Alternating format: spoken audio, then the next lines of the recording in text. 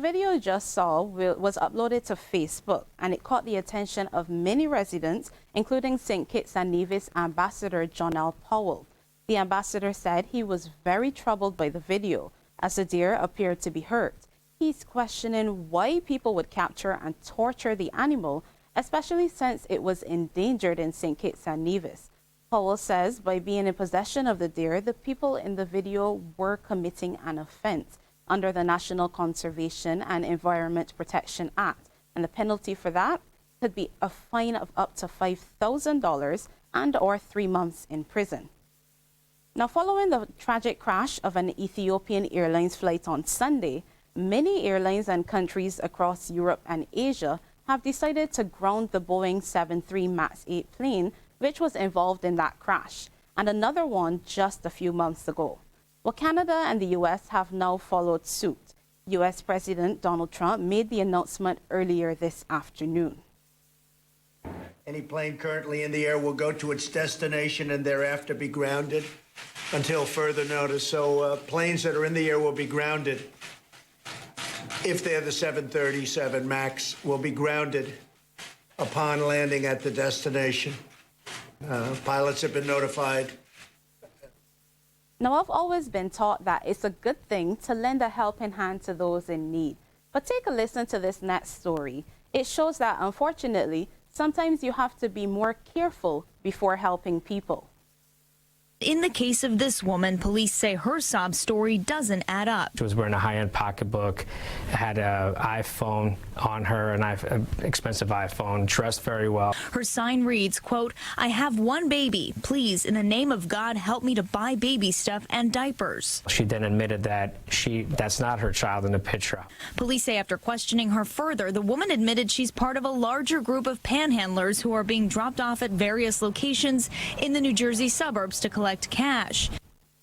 Well, that's all the time we have for What's Trending this evening. Remember, you can send your comments to our WhatsApp numbers at 233-7388 or 233-7555. However, Facebook and Instagram have been having some technical issues today, so you may not be able to reach us there. However, you can send an email to our email at nca@cbc.bb. But please remember, wherever you reach out to us, to keep your comments clean. And we'll see you tomorrow for another look at What's Trending. Lisa? Thank you so much, Sharika, as always. Well, just ahead in sports, St. Michael's School and Queen's College take the top spots in the Frank Blackman zone of BSAC. But first, here is the tip from Cooperators General Insurance. This tip of the day is brought to you by Cooperators General Insurance Company Limited. Insurance the way you want it to be. When you are approaching a person with a disability, be polite. Introduce yourself and ask how you can help. Wait until your offer is accepted before trying to assist someone. This tip is brought to you in association with the Barbados Council for the Disabled.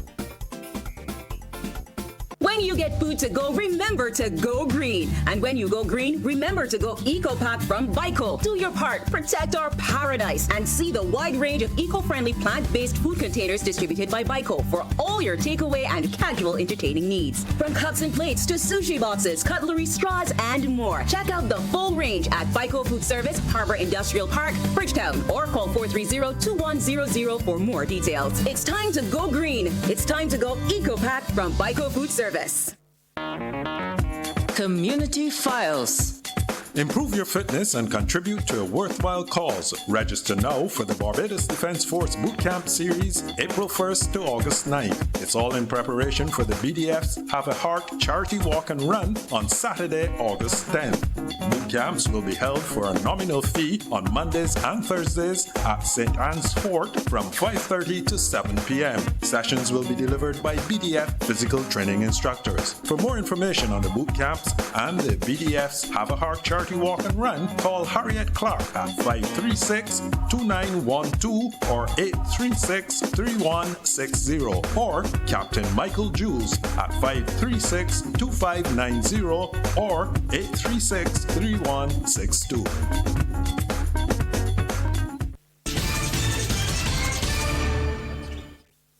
And Anne-Marie is here now with our very first look at sports. Good evening, Anne-Marie. Well, good evening to you, Lisa. Well, one title is remaining in St. Michael and the other is headed over to St. James.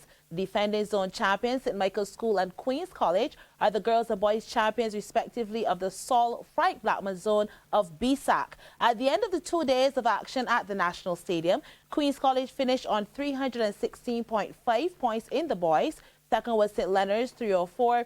St. Michael, 296.5. Combermere were fourth with 293.5. And rounding out the top five was the Lodge School with 288. Meanwhile, in the girls, the SMS girls, they ran away with the title. They total 430.83. The Springers, 368.83. Combermere, 295.83. Queen's College, 291. And a fifth was the Law School with 160. Now, CBC's Damien Best was at the National Stadium, and he takes a look at the 100 meters.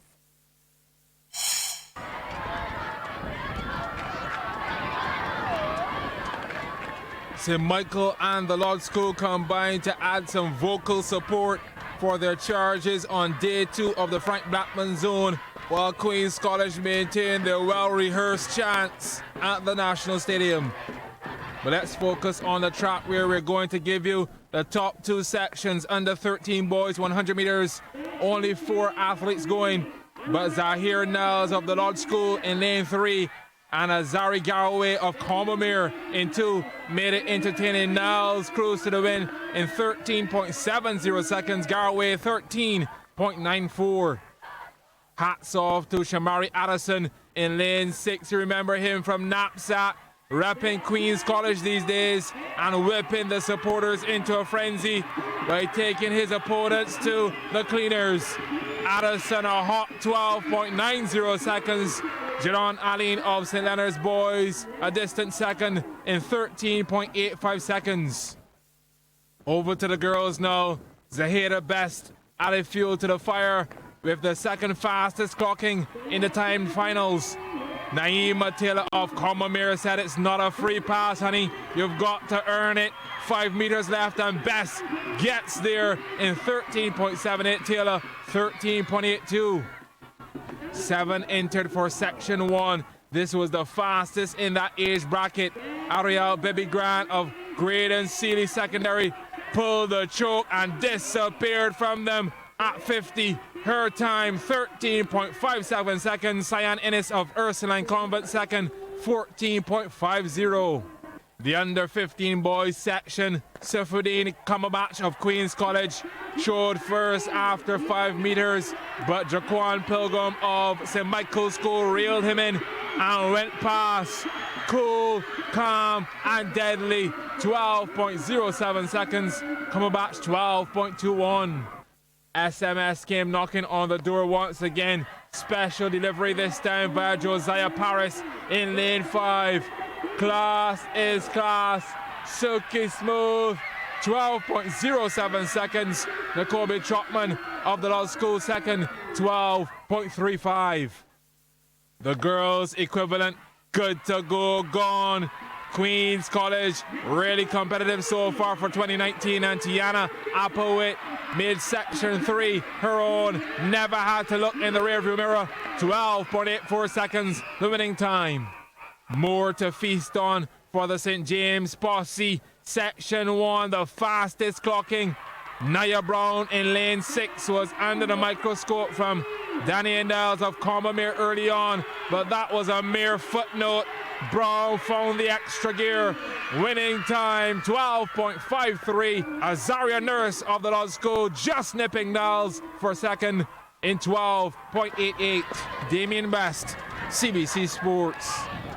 To some cricket news now, as Australia sealed a stunning come-from-behind 3-2 one-day international series victory against India when they won the 5th and final match by 35 runs in Delhi today. Australia has clinched a memorable series win in India. And what a way to finish. The first time they've done so after being 2-0 down in a 5-match one-day international series. He puts the exclamation mark in what's been a very good day for Australia. With all to play for in the series decider, Usman Khawaja continued his sublime form. He's the leading run getter of the series, and that's why. The 32-year-old staking his claim for a first-choice opening spot at the World Cup with his second ton in 3 matches. Punches the air.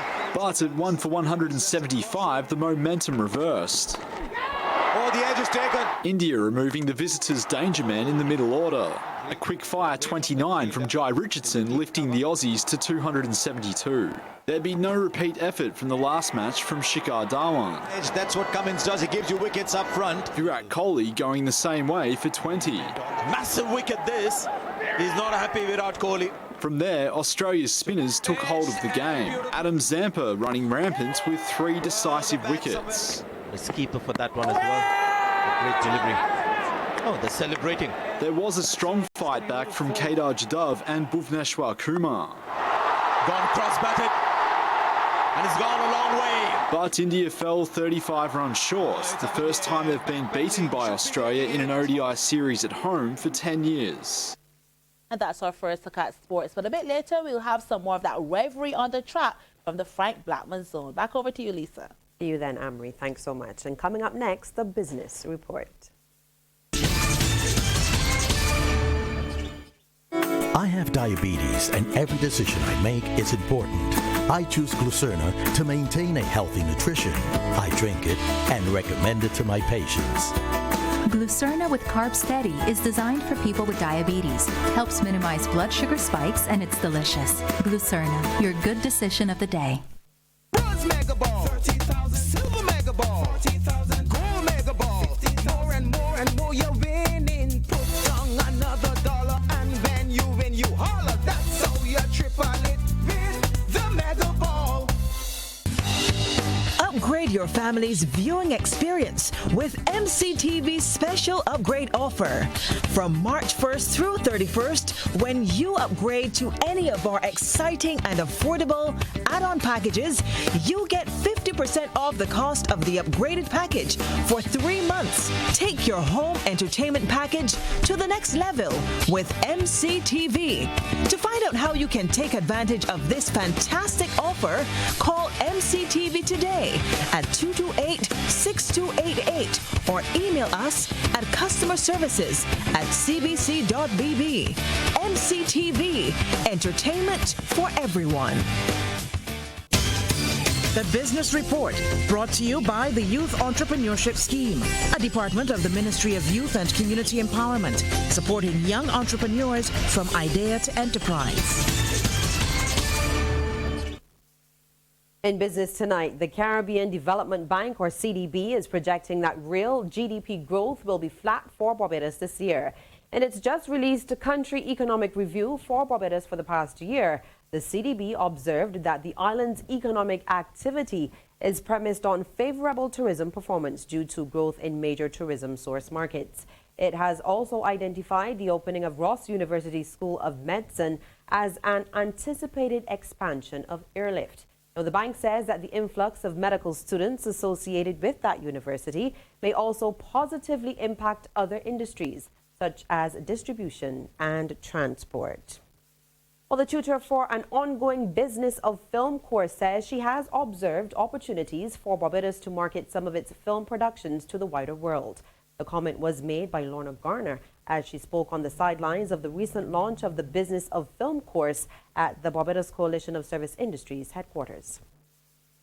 I have worked overseas in London, Los Angeles, and with a Japanese company for over 20 years, involved in international sales of film and television, involved in international distribution, and involved in the funding of these productions. So it seemed to me that given Barbados' emerging film industry and the production side, it would be good to develop the film business side, which is sales agenting, distribution, and marketing internationally.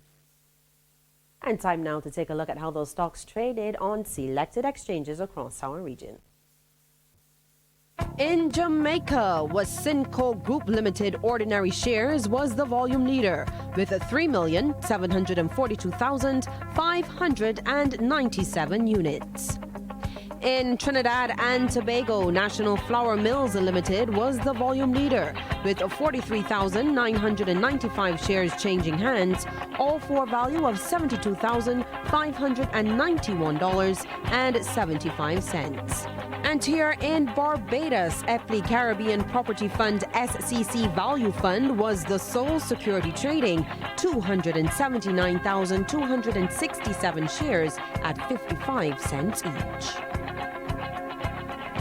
And in international business, art dealers in the United Kingdom are making some last-minute contingency plans for Brexit, with many of them now moving quickly to ship their artwork out of the UK. This is to avoid heavy taxes in a post-Brexit environment. The British art market is the third largest in the world, and it relies on seamless shipping within the European Union.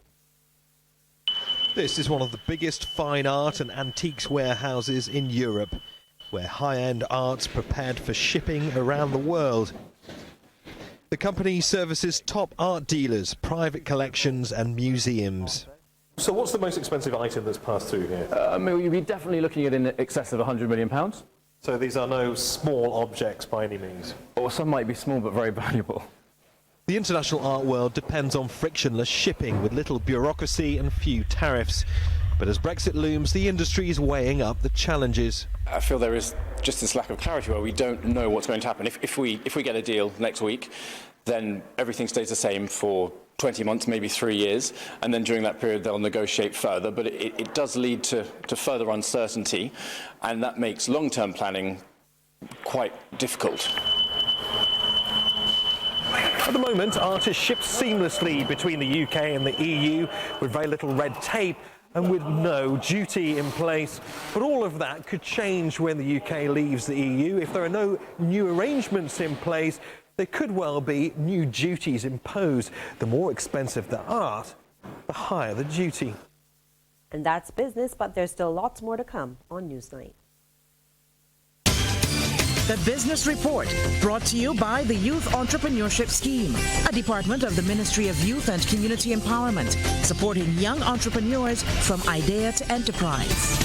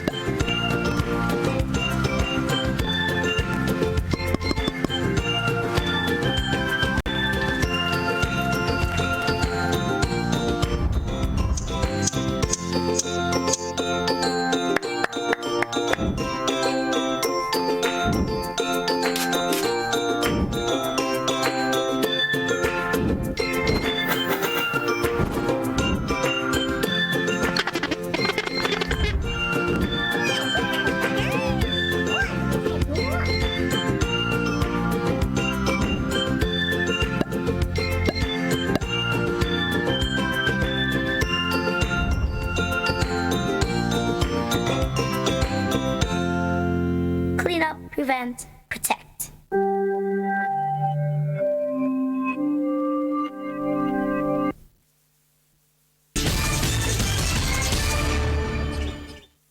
The Ministry of Agriculture will launch a major initiative in the coming weeks as part of efforts to increase production and lower the import bill. It will involve, among other things, the training of thousands of Barbadians in all areas of farming. Sean Farrell reports. Logan Watson is the owner of Organics. He operates a fully automated hydroponics farm in a 40-foot container at Halton Plantation, St. Philip. Currently, he can produce between 600 to 800 heads of lettuce weekly. The demand is extremely high, and I can see probably if I had another 5 to 8 containers, even that would not be enough. And that would also help reduce us having to import lettuces that we currently are. Expansion plans include additional containers and solar photovoltaic energy. Mr. Logan was speaking after a tour of the farm by agriculture officials who are continuing to look for ways to use technology to lower the food import bill. One of the things that we discussed yesterday is the possibility of having these containers put out into communities, where we develop a type of community or urban agricultural setting, if you want to call it that. Where I don't like to use the word the boys on the block, but where people who live in these communities can come together and do their own farming and produce their own crops and set up their own co-ops or whatever you want to do and sell. And since it's sealed off, I mean, some pretty larcenies will have to come with a bomb to blow up the container, and then you destroy the container as well as the crop. So it's fairly secure, so that's a kind of measure against pretty larceny. The initiative will also include a training element to be rolled out in a few weeks. We're hoping to roll out over a 3 years period, I think it is. About 2,000 farmers who will be properly trained and equipped come out and get involved in agriculture. Not just the traditional way, but the contemporary way. Discussions have also been held with the BIDMC to manage the program and ensure the farmers have a market for their produce. Sean Farrell, CBC News. Well, Barbados is ensuring its legislation is up to par to curb the activities of the criminal elements. Minister of Foreign Affairs and Foreign Trade, Senator Dr. Jerome Walcott, is standing by the new Proceeds and Instrumentalities of Crime Bill 2019, which is now before the Senate. He says that gun violence has increased, with some benefiting from the sale of firearms coupled with money laundering. Dr. Walcott, who is the leader of government business, says that such activities should not be left to fester. We all know in this chamber and recognize that if left uncontrolled and unchecked, this can lead to extensive societal decay in Barbados, and indeed can have some devastating consequences to our economy at a time when we are struggling, so to speak, in terms of coming to grips with our dire economic situation. This bill is another measure being put in place by the government to put brakes on the activities of the criminal element. Meanwhile, opposition Senator Caswell Franklin welcomes efforts by the government to go after the financiers of the drugs trade who employ young Barbadians. Though he supports some aspects of the bill, he is concerned about the unexplained wealth order. The person who will institute proceedings under Section 135 is the Attorney General. The Attorney General is a political person. I'm not speaking about the current Attorney General. I know him to be a good man, and he will not do the wrong thing. But we do not legislate for the current person. We legislate for Attorney General. Let's say the government changes at the next election. Well, coming up, we'll check in with Selma Green to see what kind of weather we can expect later tonight and into tomorrow.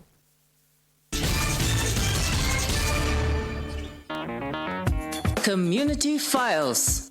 In celebration of World Consumer Rights Day being held under the theme Trusted Smart Products, the Ministry of Small Business, Entrepreneurship and Commerce invites you to a face-to-face on consumer awareness.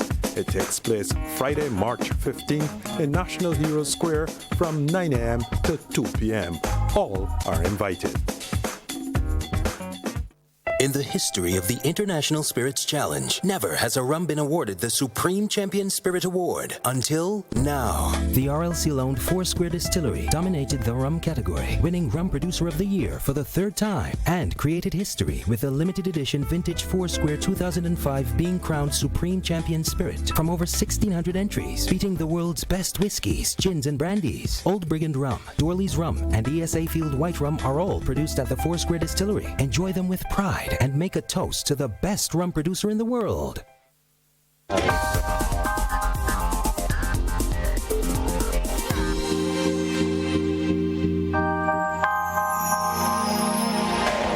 message is the only person in this world that I can control is me. This message impacted on me because as a prefect of this school, my role is to assist the teachers with guiding the younger children. Although they may sometimes disobey me, I must still seek to positively influence them because I have the power of choice. We all have the power of choice.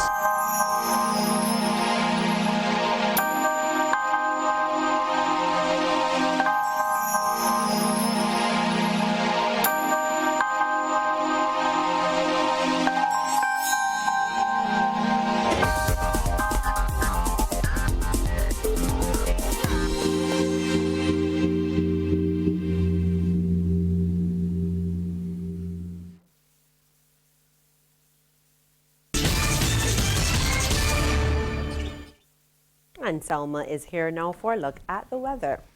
And it was a gorgeous day today, Lisa. Fair and very sunny. No reports of showers across the island. And that's because our fair weather friend, the Atlantic High Pressure System, is rebuilding across the area. There are no other significant systems around. So hence beautiful weather conditions today. Moderate winds and normal seas were a feature of today's weather. And it was warm. Our maximum temperature 29 degrees Celsius. Overnight was a cool 24 degrees, but certain parts of the island, like Middleton, St. George, very, very chilly. I'm sure it got down to like 22, 21 degrees Celsius overnight. Right now, the temperature's dropped to 26 degrees. The relative humidity stands at 78%.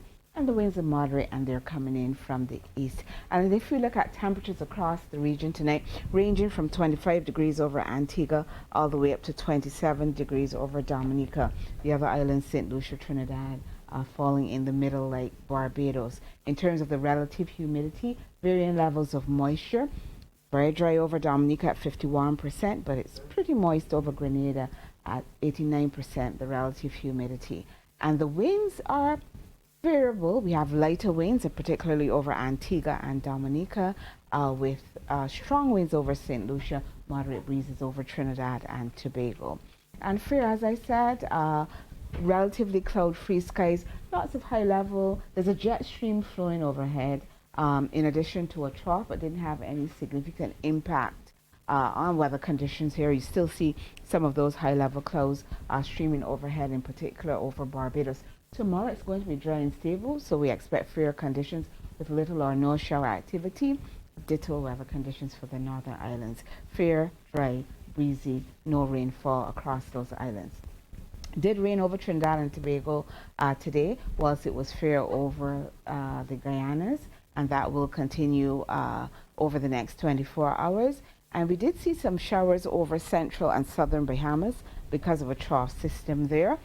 Fair from Cuba all the way through to Puerto Rico, but that frontal system is going to be bringing some showers to Puerto Rico, while the status quo will remain in terms of fair weather conditions for the rest of the islands.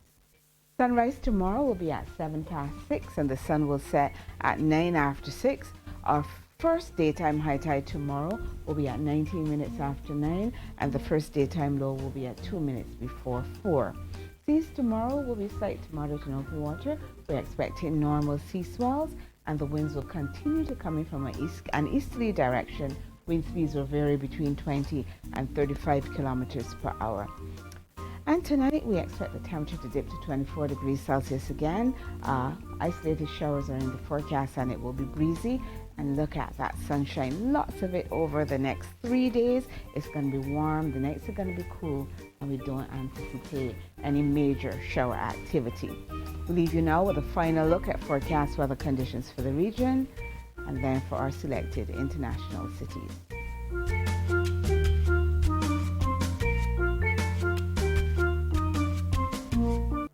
A lot of people think that fast boats are cool, and the girls, sure, like the guys who ride them, but like so many things about life, you gotta be careful.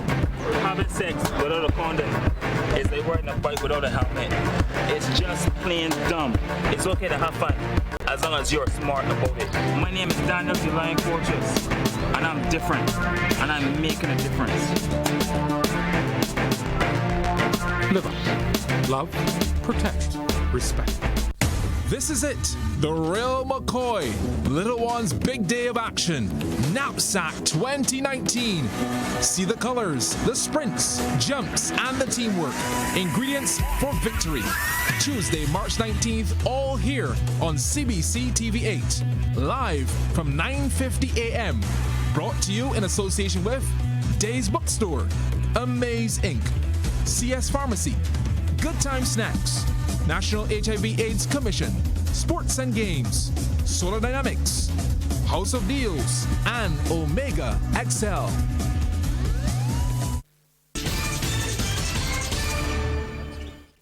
Well, as she promised, Anne-Marie is back with our second look at sports. And Lisa, it's back to the track we go as the level zonal records were broken on the final day of the Frank Blackman Zone of Saul B-Sack at the National Stadium. Now, in the field events, 5 athletes set new records, while on the track, 6 of those records were owned by individual athletes, while 3 were broken in the relays. In the under-13 boys 4x100 meters, Queen's College clocked a time of 52.71 seconds. The St. Michael's School in the under-15 girls registered 49.74, and the SMS 4x400 meter relay team posted a time of 3 minutes 59.65 seconds. Now, earlier on Sports Night, we showed you the 100 meters. Now, Damien takes a look at the 800s.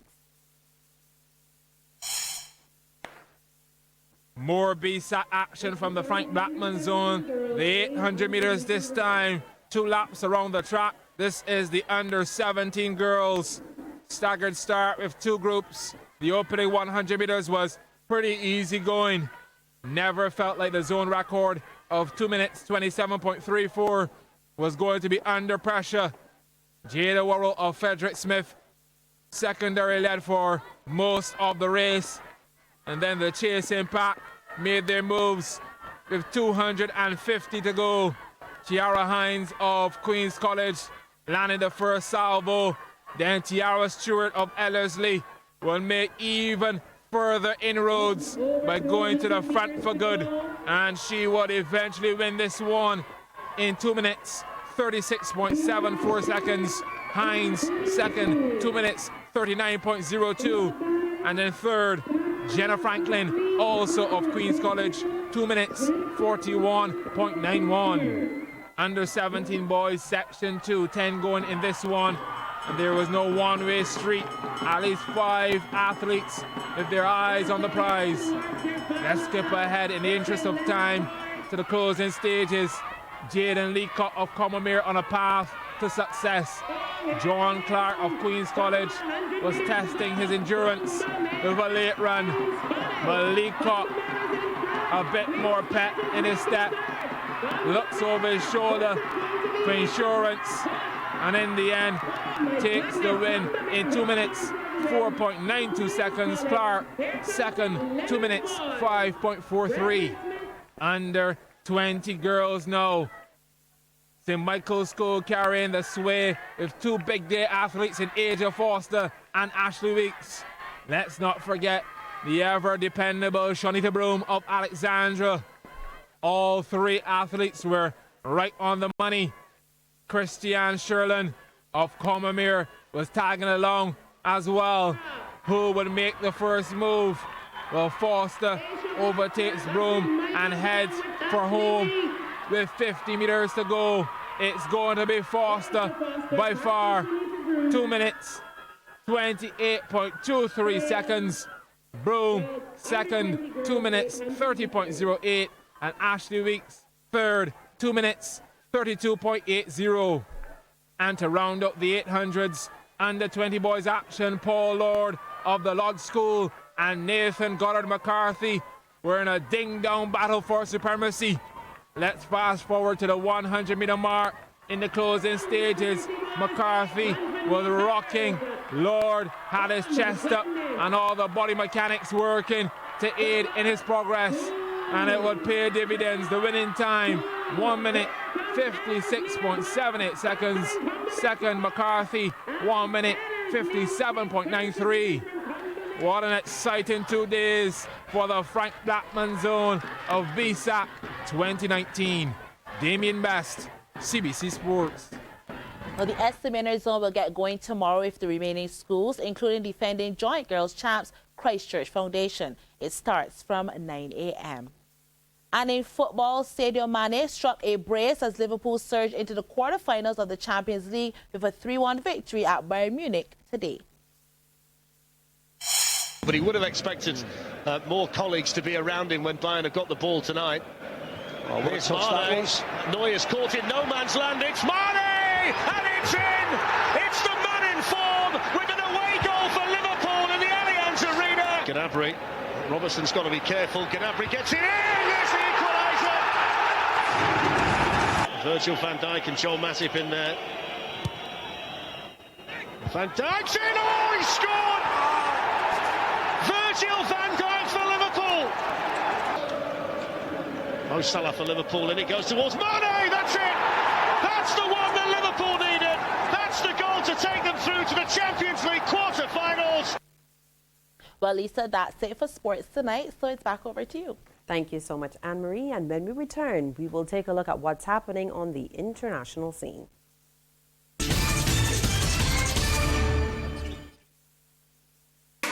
Stand by. Rolling. Many people ask, why advertise? Advertising helps a company to reach more people and grow its business. We know you have many choices in today's digital media, so the question may be, why advertise in traditional media? The answer? Simple. Studies show that consumers still like and trust traditional media, and it works with our winning combination. That's a winning combination of digital advertising, radio, and TV, which gives you a far greater spread of reaching your ideal customer. And with CBC, we're giving you a commitment. You will get the best advertising rates combined of any media. In a world of media noise, we want you to know we are here. We are here. We are CBC, and we're here.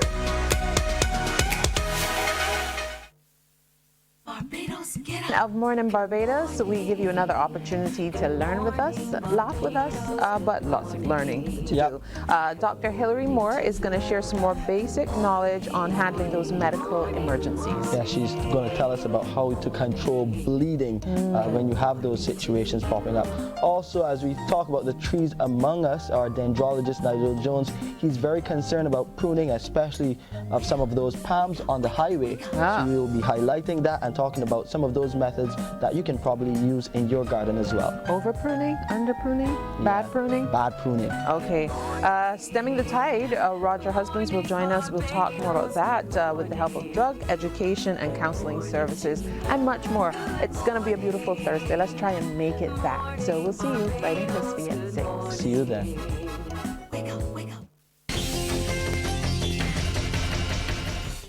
News further afield now, and British members of Parliament have voted to reject leaving the EU without a withdrawal agreement.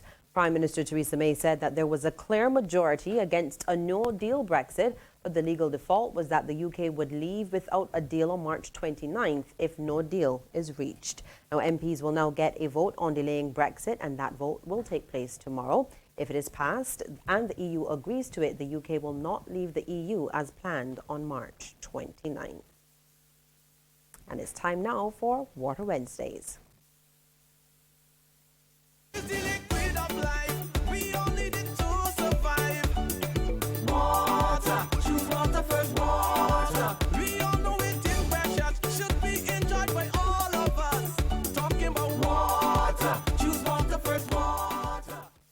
On Water Wednesdays this week, you're going to get to see a special piece of equipment which will help to solve that problem that we've been seeing in recent weeks. Low levels in some of our pumping stations, which is resulting in some communities having low pressure or seeing outages. To tell us a bit more about what is a portable pumping station, we have Hector Marshall. He is a senior engineer attached to Bowmanston, of course, with the Barbados Water Authority. Where are we taking this portable pumping station? This portable pumping station, which was fabricated here at the Bowmanston pumping station in St. John, will be moved to Bushy Park in St. Philip. It will take water from out of the Sunbury system and pump it into the Gorner Ridge system. This pumping station is capable of moving 500,000 gallons per day of water into the Gorner Ridge system if you use both pumps. But we actually designed it to use one pump as a duty pump and one pump as a standby pump. So therefore, it will move 250,000 gallons of water into the Gorner Ridge system. Okay. What are we seeing at Golden Ridge that has been such a concern for you and your team? Golden Ridge system has been suffering because of a lack of rainfall. The levels in the Golden Ridge reservoir have fallen a lot, and because of this fall off, it means that our pumping from Golden Ridge into the Castle Grant system, which is the highest system on the island, has suffered a lot. So how soon are we moving this system, and how long will it take to address some of those communities in those rural areas like St. Joseph and St. John, St. Andrew and others that have been seeing low pressure or outages? If all goes according to the schedule, this pumping station should be moved by the end of next week and move into position.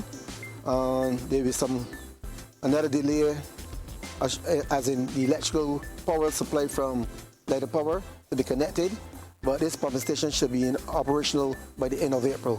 A number of capital work projects are ongoing right now. Of course, we have the one at St. Stephen's Hill, Freehill, that area, which is also taking water to other parts of the island, but higher elevations as well.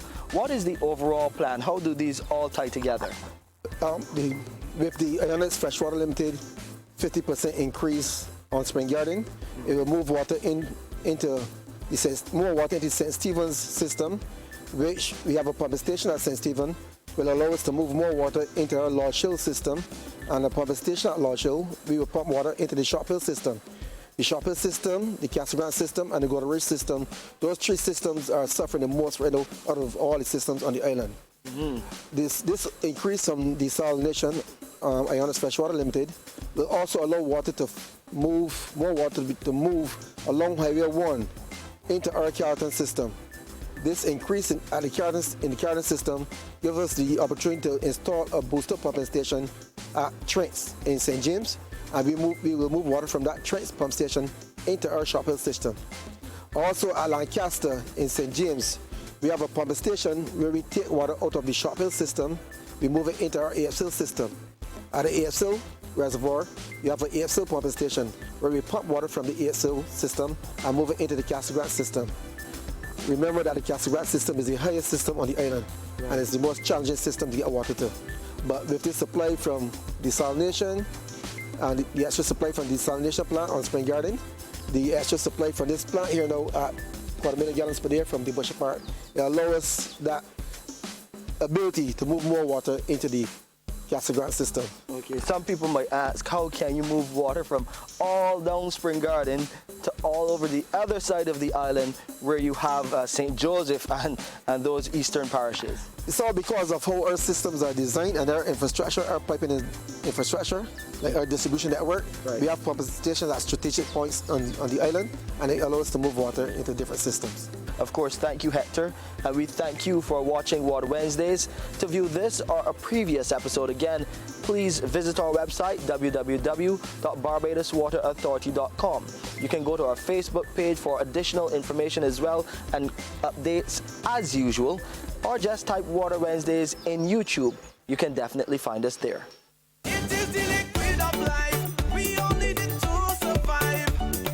Water, choose water first. Water, we all know it is precious. Should be enjoyed by all of us. Talking about water, choose water first. Water. And that is news for now. On behalf of the entire crew, I'm Lisa Lord. Thank you so much for joining us, and do have yourself a wonderful night.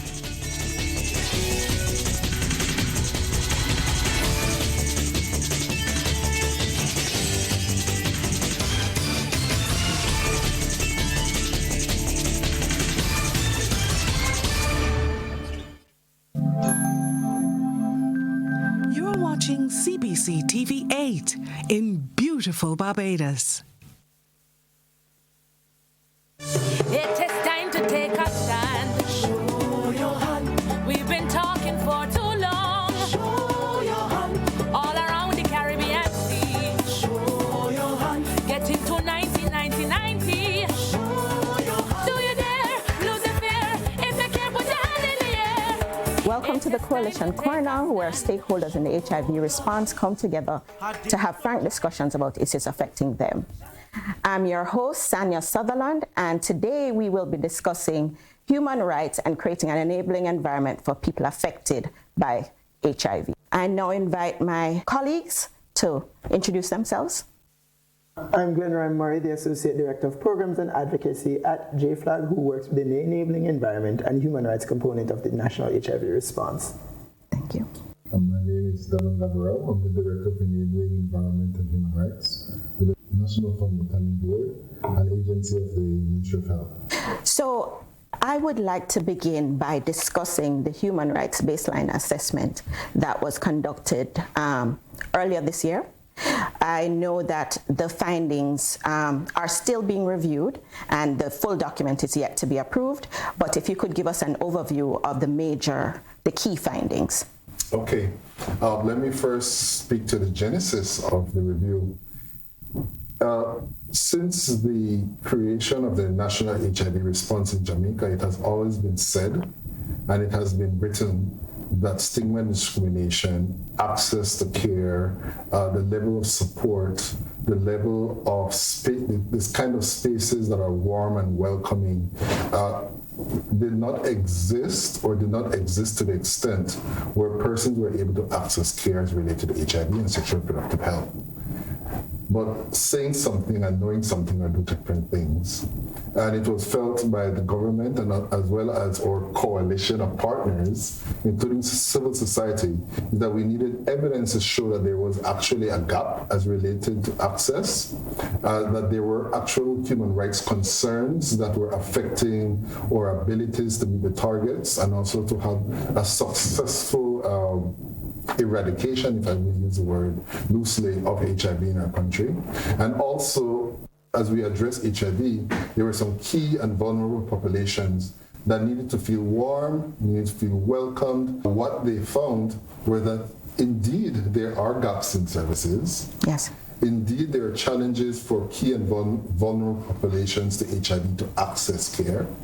And indeed that there are other gaps and barriers, not necessarily related to health, but impacts on your access and availability of health, such as issues of justice and administration, issues of community, and even issues of intra-community stigma and other issues, certainly preserving human rights for persons in our country.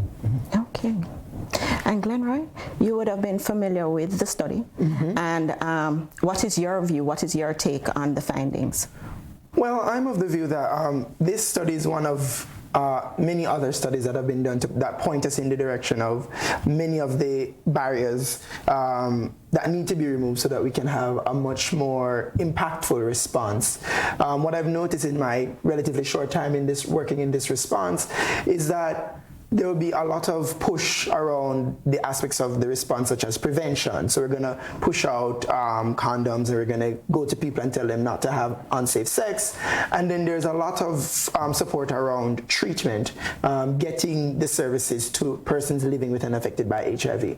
But when it comes to the human rights component, there is less political will, and frankly, there's a little bit less know-how coming from both government and the civil society end. And I think the human rights baseline assessment, along with all the other pieces of research that we have done, is a wake-up call and a warning sign to us to get more serious about the way we work and organize around human rights as a civil society and as a government, because it is holding us back as far as reaching the global targets that we've signed on to. You know, those 1990 targets, about 90% of persons living with HIV know their status. Those persons who know their status, 90% of them accessing treatment, and then of those accessing treatment, 90% of those persons being virally suppressed. We're not going to get there if we don't start looking at stigma and discrimination and providing legal ways of persons getting redress when they face stigma and discrimination in healthcare, but on a wider way addressing the different cultural issues that lead to stigma and discrimination in the first place. So a couple of years back, we had done a legal environmental assessment. And I know that we have not had much traction in terms of the recommendations coming from that assessment. Are there any that you would identify that we should be continuing to pursue as an HIV response, or is it that we should be pivoting and looking at more general legislative changes? So I do believe that, because I do remember that 2013 legal assessment, and it was very comprehensive in its approach, and I think that there are some key areas therein that we still have not made a lot of noise around.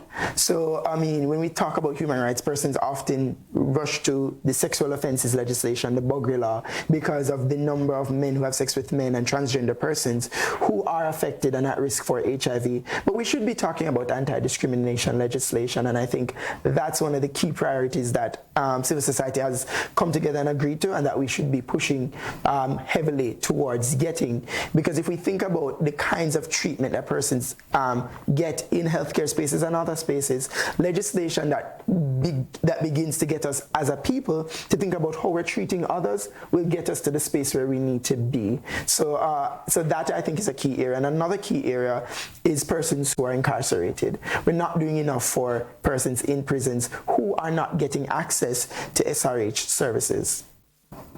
Certainly from the government's perspective, I would say that the government of Jamaica is, in this region at least, we have led when it shows the public-private partnerships that can arise out of supporting civil society to advocate, as well as providing some services that cannot be done through government.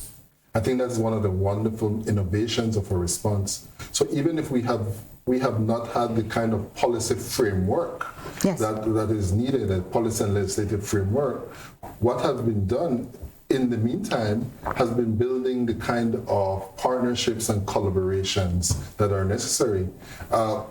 In the 1986 and the 80s, when the response was in its nascent and growing new phases, there was this clamor for engagement of communities and populations. Where we have now, we have a GPA principle, the greater involvement of persons with HIV. We have principles as it relates to civil society strengthening, and we're endorsing that, and we're strengthening the role of civil society in response. We even are supporting, in many respects, the joint civil society forum priorities.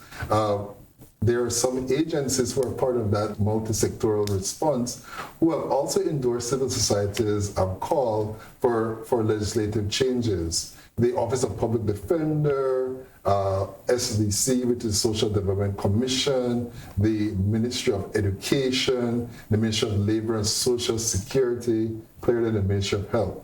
These agencies on their own have been making these programmatic and systemic changes within their systems. The government has also, through Parliament, certainly there's a joint civil society committee looking at revising these various legislations. Civil society has made various presentations to the committee, as well as government agencies.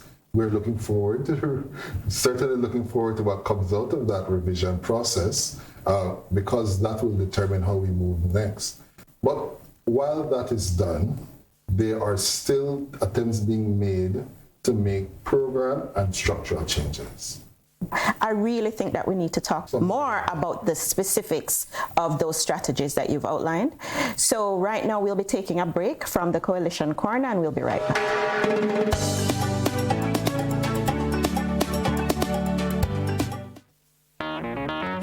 Community Files. Improve your fitness and contribute to a worthwhile cause. Register now for the Barbados Defense Force Bootcamp Series, April 1st to August 9th. It's all in preparation for the BDF's Have a Heart charity walk and run on Saturday, August 10th. Bootcamps will be held for a nominal fee on Mondays and Thursdays at St. Anne's Fort from 5:30 to 7 p.m. Sessions will be delivered by BDF physical training instructors. For more information on the bootcamps and the BDF's Have a Heart charity walk and run, call Harriet Clark at 536-2912 or 836-3160, or Captain Michael Jules at 536-2590 or 836-3162. Welcome back.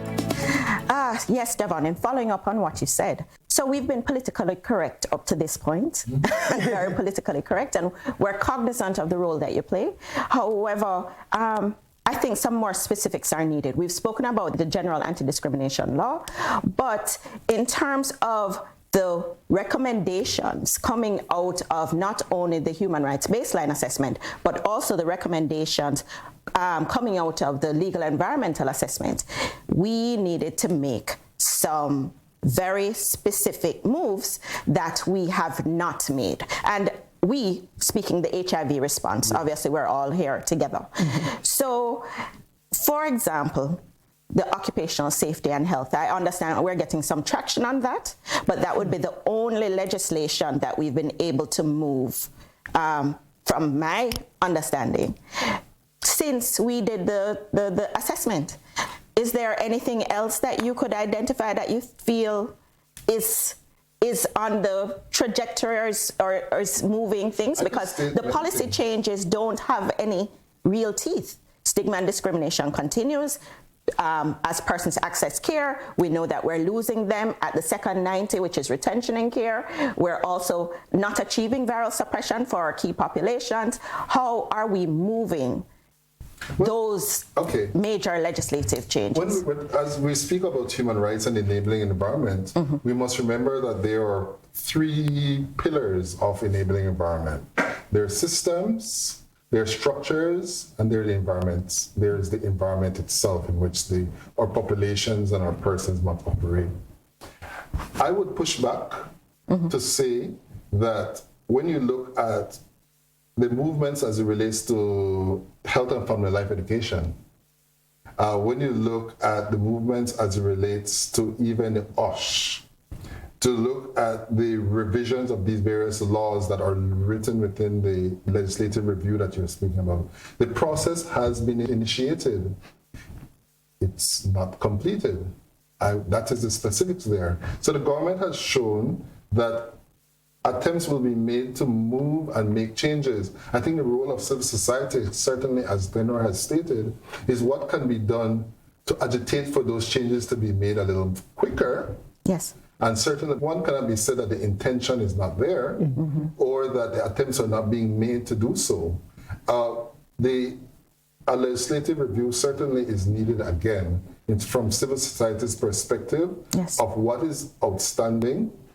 And I believe civil society has indicated to us that they are organized around these advocacy priorities, and they are actually reaching out to various government agencies to do the advocacy that is needed. I know, for instance, that just last week, civil society convened a meeting with the Ministry of Health, with the Minister of Health. One of our gaps in our response is that a lot of the movement that is being done and the advocacy around policy changes is coming from 1 or 2 ministries. Or 1 or 2 agencies. So moving forward, certainly we must strengthen the coalition for lack of, and the multi-sectoral response. And the multi-sectoral response. So that is definitely something that is weak and must be strengthened because a lot of action is being done. But like you said, it is not the kind of action that will, when the rubber hits the road, people are seeing any kind of tangible changes as it relates to access. We need to improve upon that. So that multidisciplinary, multi-sectoral response needs to be strengthened. I kind of want to turn this conversation a bit on its head because I think we've been talking about enabling environment and human rights strictly in law and policy reform terms. And I feel like as a government, there's much more that can and should be done as far as public education is concerned. We need to be going out and addressing stigma discrimination head on, not just from a civil society front, like us at JFLAG, where we go out and we try and sensitize public healthcare workers and service users so that they can, before it even gets to, let's get a law to stop you from discriminating, you make the conscientious decision not to discriminate in the first place. I feel like that push should not just be led by civil society, but there should be a more government-driven, given the networks that government exists in. You speak about the SDC, and thinking also about youth information centers for networks for young people and the NCYD, that's the National Council of Youth Development, which has a network of youth clubs. Those are networks that the government has. And if the government is interested in creating an enabling environment, one of the ways to do that is to conduct mass sensitization sessions so that persons can start to address issues of homophobia, transphobia, sexist attitudes that make us treat female sex workers a particular way, and shift our attitudes in how we think and talk about persons who are incarcerated and persons with disabilities and youth, multiple communities that are affected by HIV in different ways. And it should not just be the civil society that who tap into their networks to address these issues, but the government, given its reach, should be more a part of sensitization, which I think is a lower lying fruit and a much easier thing to do than in many instances policy reform. Yes. So policy reform has taken, for example, OSHA, we have been at this for more than a decade. Yes. It probably is around 2 decades now. But we have been at this for a very long time, and we understand the slow pace of legal reform. Policy reform has been more forthcoming from the government. And obviously, as we speak about our creating an enabling environment, it has to be government driven because government is the only policy maker. And why I say it that way is because no matter what, we're going to need government support. So it makes no sense to alienate. So civil society, in recognition of this, has developed this advocacy plan, which I know that NFPB has been leading the enabling environment and human rights component in support of the advocacy plan. That advocacy plan, what are your priority areas coming up for this period? Certainly, as has been stated earlier, we have to look at other interventions to reduce human rights related barriers other than HIV services. So we are speaking about Ministry of Labor, community stigmatization and harassment. We're also speaking about the other determinants of health, including violence against women and girls, and other gender-related issues. That's just one priority that must be dealt with. And certainly another priority that has to be issued to be... Sorry, before you continue, can you also speak to the interventions that you would be supporting to address those policy it may be a little too priorities? Coming out of, because this is all based, coming out of this, the human rights baseline. Okay. That has to be finalized. But they are the big intervention levels and modalities. Let me go into the weeds a little. Certainly training of staff is one. Yes. But training of staff cannot be enough.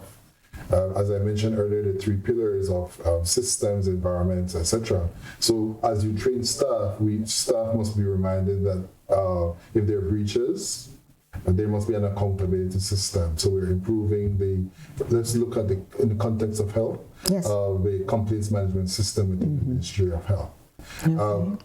But if you have the system of the complaint management system, what about the walls? What do patients see? What do clients see when they come in to know that there's an expectation of good service? So it's training staff, holding persons accountable, but also improving the facilities at the facility levels, the signage, the tone, the attitudes, the sensitivities to the populations you serve. So that's a three-pronged approach, but that's just at the facility level. The other areas... Yes, go ahead.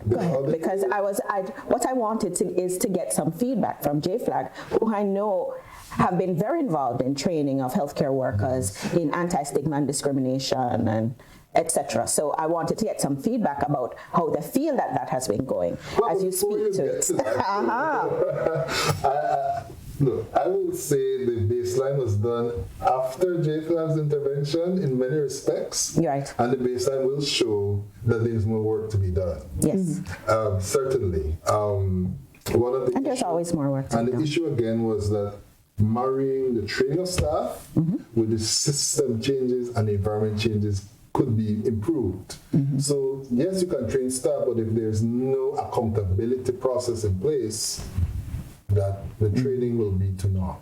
Before we go to break, I'd love you to provide some feedback on that. I mean, so just to kind of jump off what you were asking about, we have been able to do the trainings with, I mean, in the past 3 years, at least over 300 healthcare workers each year, so 2016, 2017, well, maybe not 2018 because they scaled down a bit this year to focus on other priorities, but definitely 2015, 2016, 2017, over 300 healthcare workers. I think if we're talking about how we engage with government to do that kind of work, greater partnership is always going to be needed because of how the ministry or the health sector works, the decentralized nature of the health sector, where each region is who we have to work with to get persons to come to our trainings, makes it a bit more difficult at times to get persons who are genuinely interested and willing to participate in the trainings. And I think more can be done in how regional health authorities and the centralized government in the Ministry of Health work together to make these possible. But what I'm very much interested in is talking about the suggestion of a more multi-sectoral and interministerial approach. He's right and you're right. It has to be more than the Ministry of Health. The Ministry of Education, for example, that does a lot of work around education and the health and family life education. That's a key component of getting people to understand HIV and understand how it works and understand the importance of adolescents accessing SRH services at certain ages. And so you can't have the Ministry of Education structuring its work in one way which harms the outcomes of the Ministry of Health. And when the Ministry of Health has a national integrated strategic plan that lists a set of legislative reform that is necessary, but then you don't necessarily have that support in the Ministry of Justice or the Ministry of Labor, or that support is slow to developing, then it frustrates processes. And I think much more coordination at the cabinet level is necessary. And I'm hoping that the relevant ministries, departments, and agencies are working towards that happening. Because in our transformation and modernization, building on the training that JFLAG did, for instance, just used an example of the Western Regional Health Authority. National Family Planning Board worked with the Western Regional Health Authority to produce a manual for their new staff, for orientation, for training. So it is to train, to build sensitivities of the group, but we also have to build the systems in which they are trained and they are reminded. Yes. And that has to be backed up with accountability processes. Hold that thought. We have to take a break. The Coalition Corner will be right back.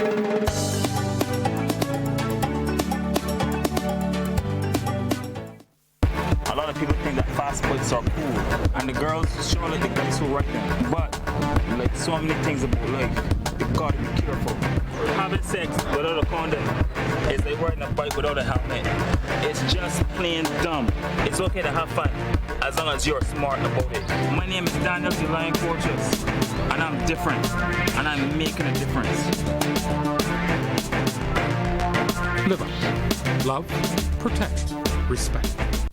This is it, the Real McCoy, Little One's Big Day of Action, Knapsack 2019.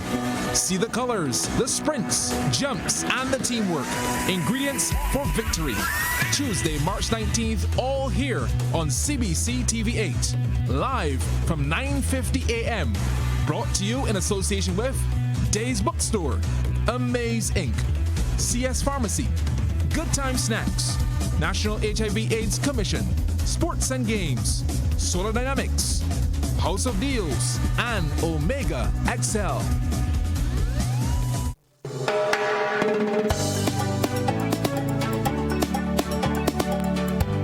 Welcome back to the Coalition Corner, and we will be closing off with Glenroy giving us feedback on the approaches that have been outlined by the government. And we're having the conversation earlier is about the fact that legislative reform has been a bee in the bonnet of JFLAG for a number of years now. And so I know JFLAG released the gay agenda. Yes. And I know that there are some very specific recommendations that are outside of what we had been thinking about in a number of areas. Right. One of them being even a recommendation to look at housing and employment for marginalized persons, including persons who are marginalized as a result of their socioeconomic status. Yes. So that's quite innovative. What do you have to say? So in the same way that we took a broader approach to development, I think, and I've said this actually at the International AIDS Conference in Amsterdam, where we were talking about using the Sustainable Development Goals as a framework for working in our HIV responses globally. And I think the government, as I've said before, has to start looking at multiple moving parts in addressing it. There are many ways in which external vulnerabilities affect how you are vulnerable to HIV. So if you are at greater risk for homelessness, that's going to be a problem. If you're at greater risk for joblessness, that's going to be a problem. And that's why I think anti-discrimination legislation, which is broad, which looks at employment, which looks at healthcare, which looks at access to services, both public and private, is critical in getting this movement forward. But I also think that any type of work around anti-discrimination must be matched by a broad and widespread human rights campaign led by the government and supported by civil society. So I'm thinking television ads, social media ads, in-person discussion, going around and letting people know about their rights, and also strengthening the systems that are in place. The client complaint mechanism within healthcare can be strengthened and should be strengthened. And that is something that if we package all of those together, we can go a far way in addressing enabling environment and human rights and making sure persons who are part of vulnerable groups like LGBT people, like people with disabilities, like youth, can have greater access to healthcare services. Well said. So any closing remarks from the government, considering, I'm sure you would be familiar with the gay agenda as well. I know that as an advocacy action coming out of one of the CSO partners, it has been reviewed by the Civil Society Forum, knowing that you're not a part of the Civil Society Forum, but again, many of the recommendations are very sound as it relates to how to address youth issues, how to address migrant populations, and those are the same issues that the government is battling with as it relates to retaining people in care and viral suppression. So do you have any final thoughts, parting words? Certainly. My office does observe the work of the Civil Society Coalition. What I observe is not known as a gay agenda. Yes, it is known I get as it. Vulnerable populations. There are high-risk populations. There are persons who need to access care, who need to be nurtured in care. They need to be welcomed in care.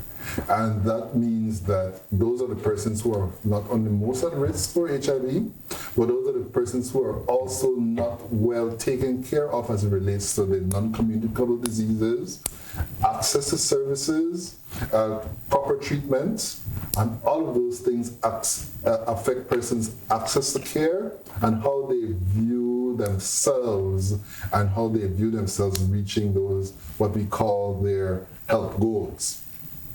So our agenda is to ensure that all Jamaican citizens and persons who access care in Jamaica have services that's welcoming, nurturing, and caring.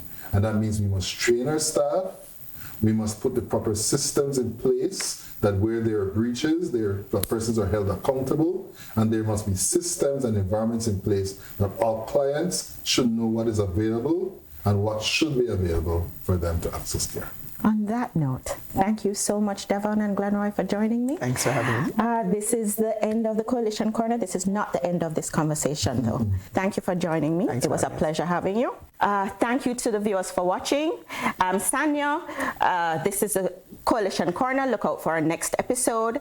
And please like us and follow us on social media. It is time to take a stand. Show your hand. We've been talking for too long. Show your hand. All around the Caribbean Sea. Show your hand. Getting to 90. Show your hand. Do you dare lose the fear? If you can't put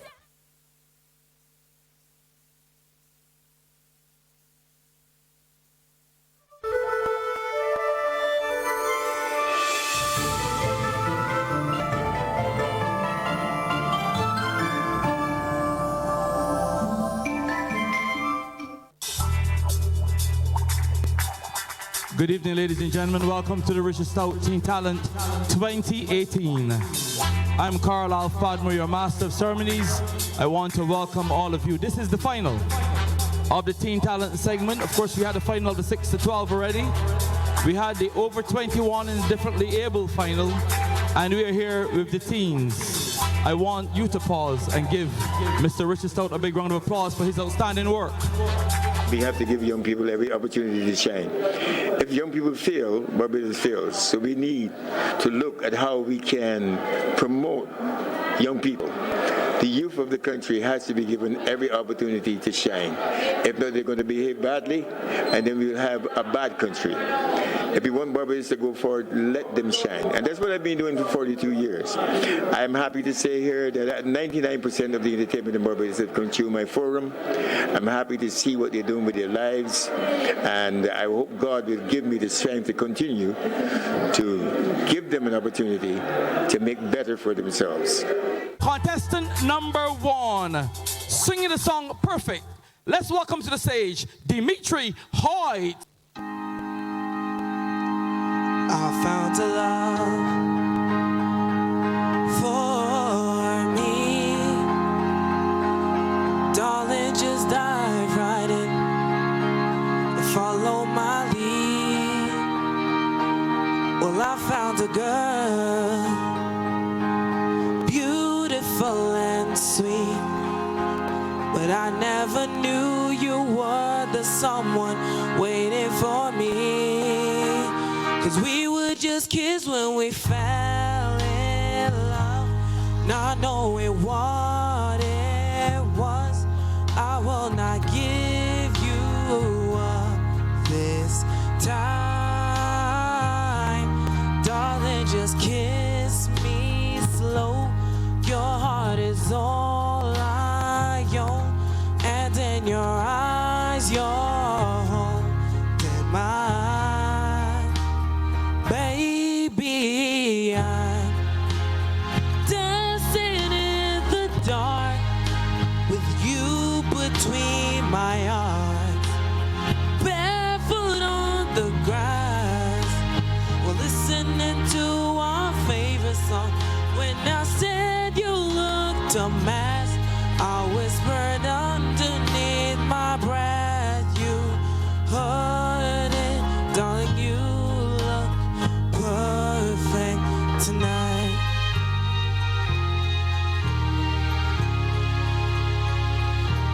Well, I found a woman stronger than anyone I know.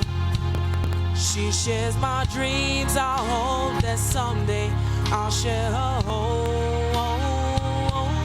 I found a love to carry more than just my secrets, to carry love, to carry children of our own. We are still kids, but we're so in love, fighting against all odds. I know we'll be alright this time. Darling, just hold my hand. Be my girl, I'll be your man. I see my future in your eyes.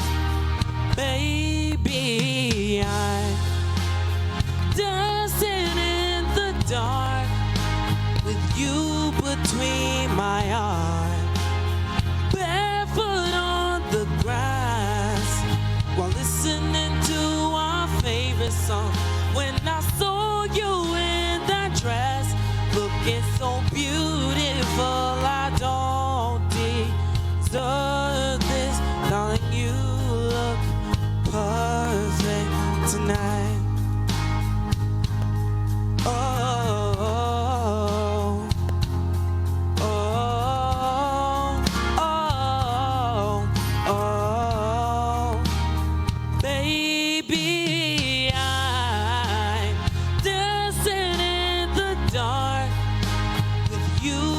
Between my arms, barefoot on the grass, while listening to our favorite song.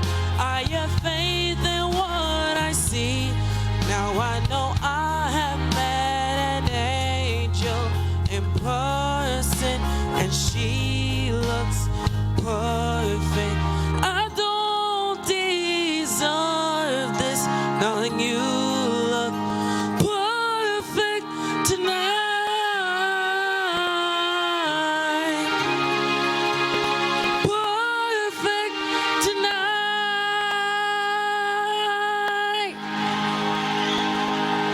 you.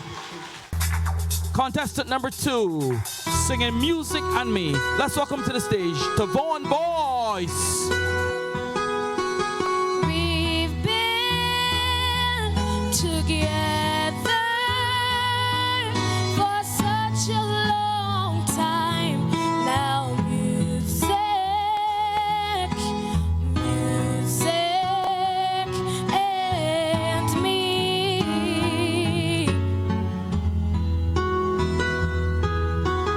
Don't care whether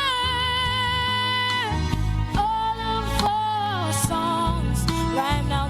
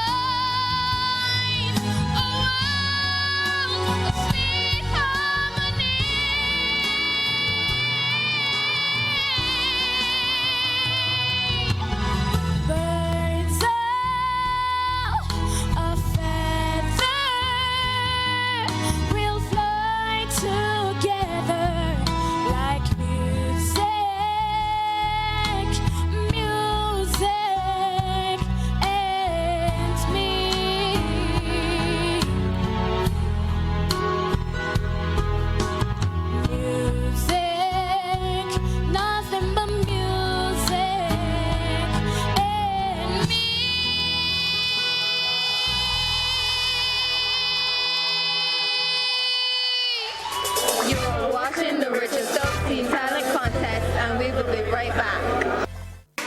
Stand by. Rolling. Many people ask, why advertise? Advertising helps a company to reach more people and grow its business. We know you have many choices in today's digital media, so the question may be, why advertise in traditional media? The answer? Simple. Studies show that consumers still like and trust traditional media, and it works with our winning combination. That's a winning combination of digital advertising, radio, and TV, which gives you a far greater spread of reaching your ideal customer. And with CBC, we're giving you a commitment. You will get the best advertising rates combined of any media. In a world of media noise, we want you to know we are here. We are here. We are CBC, and we're here. Contestant number 3 is up next. I have nothing. Ladies and gentlemen, contestant number 3, Amanda Maskell.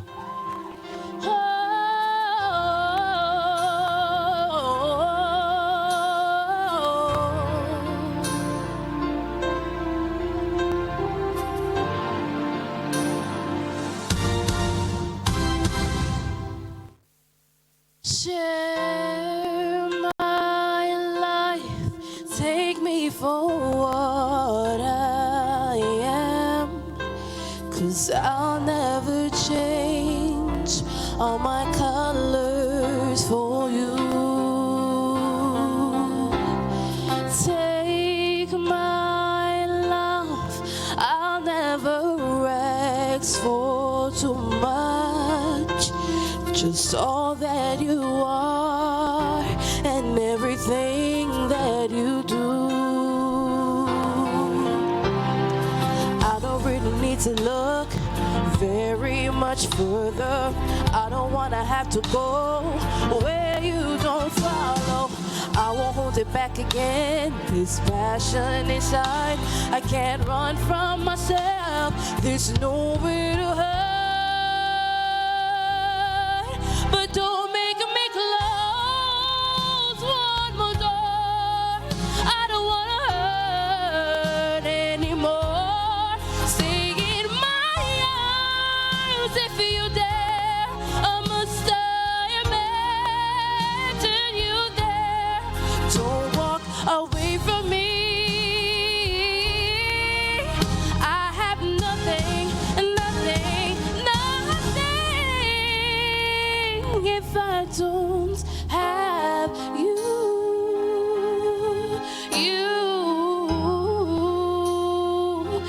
If I don't have you. You see through, right through the heart of me. You break down my walls with the strength of your love. I never knew love like I've known it with you. Will the memories survive? Oh, one I can hold on to. I don't really need to look very much further. I don't wanna have to go where you don't follow. I won't hold it back again. Can't run from myself. There's nowhere to hide. Your love I remember forever, but don't make me close one more door. I don't wanna hurt anymore. Stay in my arms if you dare. I must imagine you there. Don't walk away from me.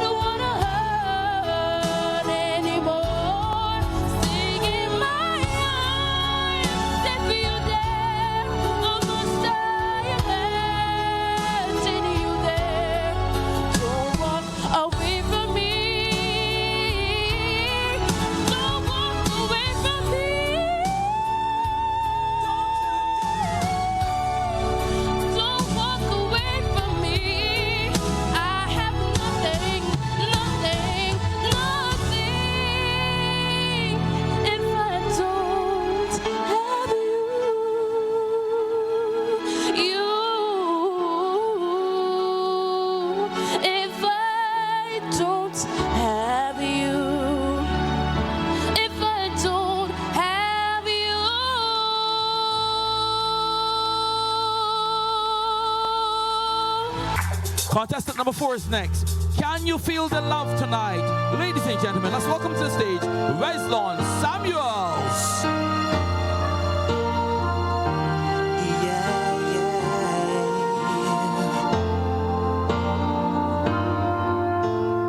There's a calm surrender to the rush of day when the heat of a rolling wind, it can't be turned away.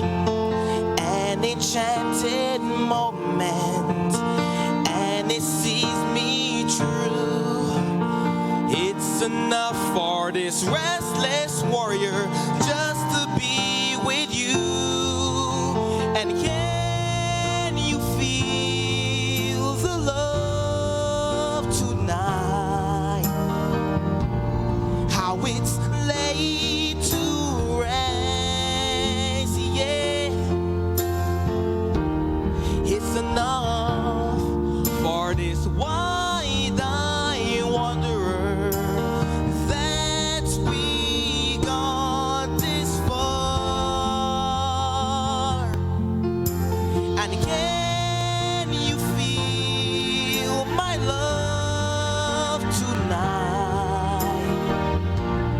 It is where we are.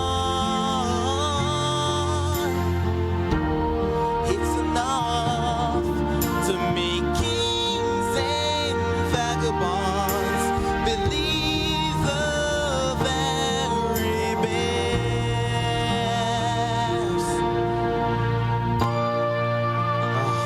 Just listen to the music. I feel what I feel. Yeah, yeah. Listen.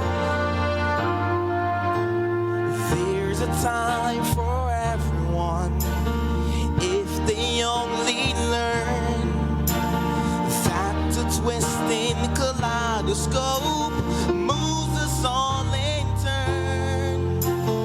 There's a rhyme and reason to the wild outdoors when the heart of this star-crossed Voyager beats in time with yours. And can you feel this love tonight? It is where we are.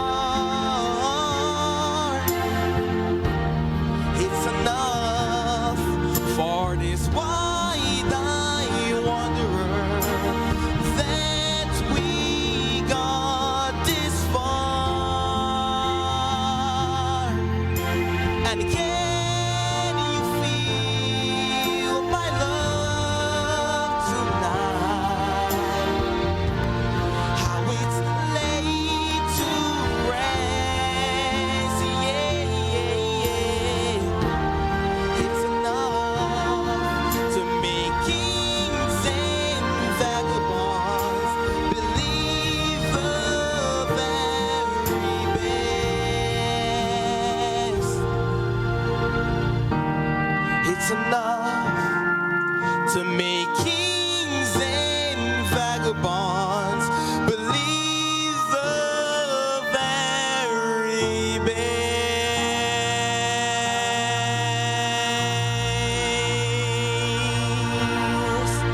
Thank you. Camera, action. It's like Shaka McNeil, and you're watching the Richard Stoughton Talent Contest, and we'll be right back. This is it, the real McCoy. Little One's big day of action. Knapsack 2019. See the colors, the sprints, jumps, and the teamwork. Ingredients for victory. Tuesday, March 19th, all here on CBC TV8.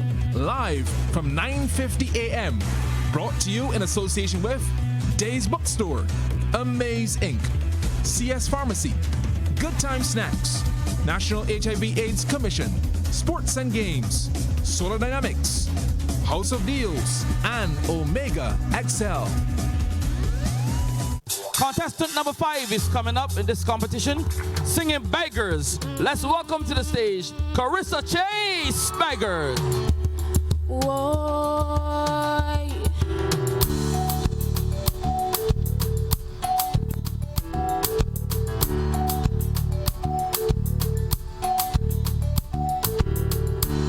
I'm a girl who has lost her way. Bad decisions, as some would say. But I come to you to hear my plea. I'm on bended knees. Open we eyes and see. Fix we society. Whoa. I usually begging you for money. But I'm tired and not hungry. But I'm hoping you can hear me out. Still begging, it's no doubt. But if I go hungry, I still gon' beg and plead. Can you fix it for me? Can you fix it for me? People hear my plea. I'll go down on my knees. I'm begging you, please take responsibility. I'm begging you, please save what's left of me country. I'm begging you, please. It is up to us, rebuilding brick by brick, 'cause I know we can. Yes, I know we can. Save the nation, please. I'll go down on my bended knees. We have a habit blaming children for a mess that we put them in. 'Cause we can't teach love and don't know love. What are we thinking of? Children having children. How can we fix this thing? Children asking why must we get an education? I can't get a job at a gas station. Why they taking on school serious? Tell them what is the first. Morals gone through the door. There was a none before. Why they getting so vexed? Following your footsteps. You don't know about no respect. So what do you expect? I'm begging you, please take responsibility. I'm begging you, please save what's left of we country. I'm begging you, please. It is up to us, rebuilding brick by brick, 'cause I know we can. Yes, I know we can. I'm begging you, please don't give up on we children. I'm begging you, please save the young generation. I'm begging you, please don't give up, don't quit, don't just let it be. Save the nation, please. Save the nation, please. I'm begging so hard. I'll go down on my bended knees. On my bended knees.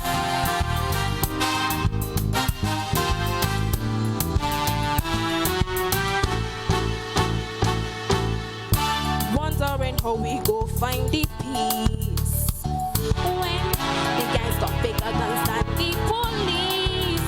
Don't you wonder how they getting them young heavy armored men? Shootings every day, so many lost their way. Whoa, the government that running the country should at least pretend that they care about we. Why must people pay for the mistakes we government does make?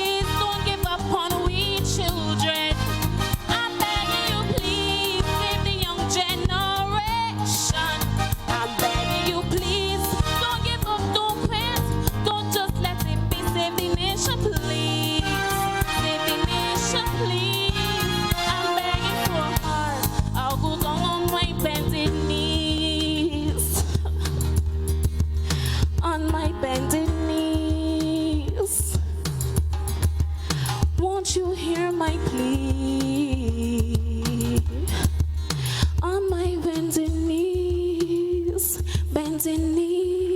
on my bending knees. Thank you. Contestant number 6 is coming up, singing Lord You're Holy. Let's welcome to the stage Kayla Aline.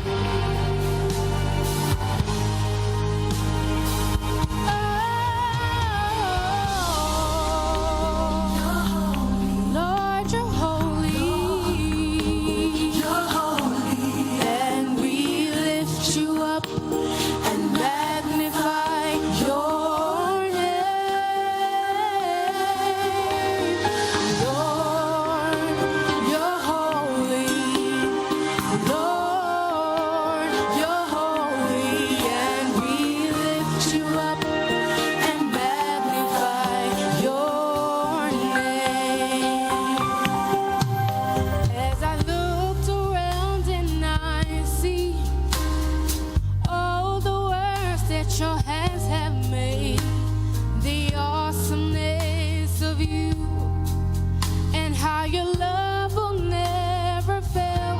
Mere words cannot express what I feel inside. I can't describe your glory divine, but as a token of my love, this is what I'll do.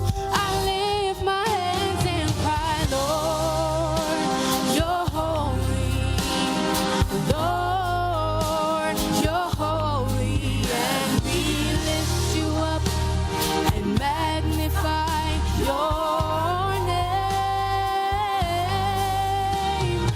Lord, you're oh so holy. And we lift you up and magnify your name. There's not enough words that I can say to tell you how much I appreciate all the wonderful things you've given me. Your loving kindness, your tender mercy. It's my desire to praise you and tell you how much I love you. You're worthy of all of the honor, Lord. You're worthy of all the praise. I don't know how you can love me, how you can give me so much mercy. You didn't have to suffer and die for me way back on Calvary, but I just wanna, I thank you. I just wanna, I thank you. I thank you. Thank you, thank you. You're wonderful, glorious, holy and righteous, victorious, conqueror, triumph.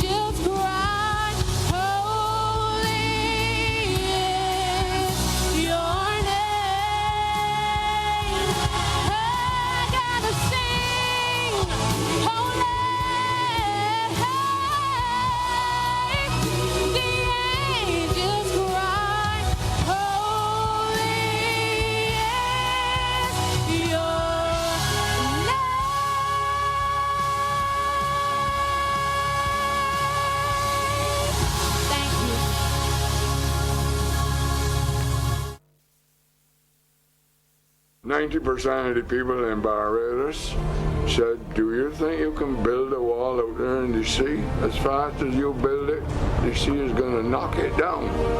Well, it's been there now 50 years, and as far as I know, it's still standing there. The port now became a center of industrial activity in Barbados. Barbados' Seaporto, the history of the construction of our deep water harbor. It begins on Sunday, March 17th at 7:30 p.m. Barbados' Seaporto, on air and online. You know I said that I am better now, better now. I only say that cause you're not around. You know I never meant to let you down. 98.1 entertaining, interactive, trendy, dripping with music. We are music. We are 98.1 The One. You are watching CBC TV 8 in beautiful Barbados. Play the double draw. What you waiting for?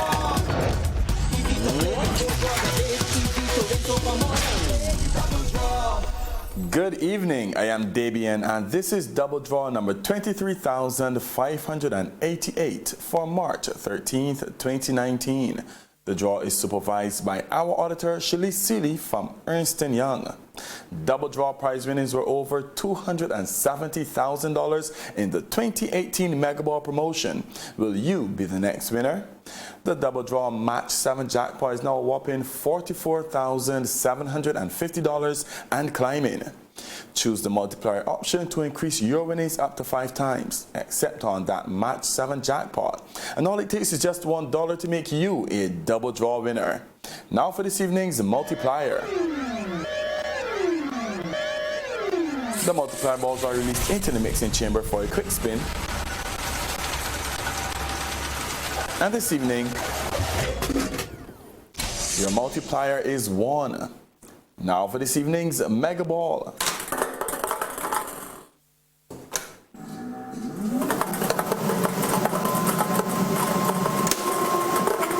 And the Mega Ball drawn this evening is silver. Now for your winning double draw numbers. Best of luck.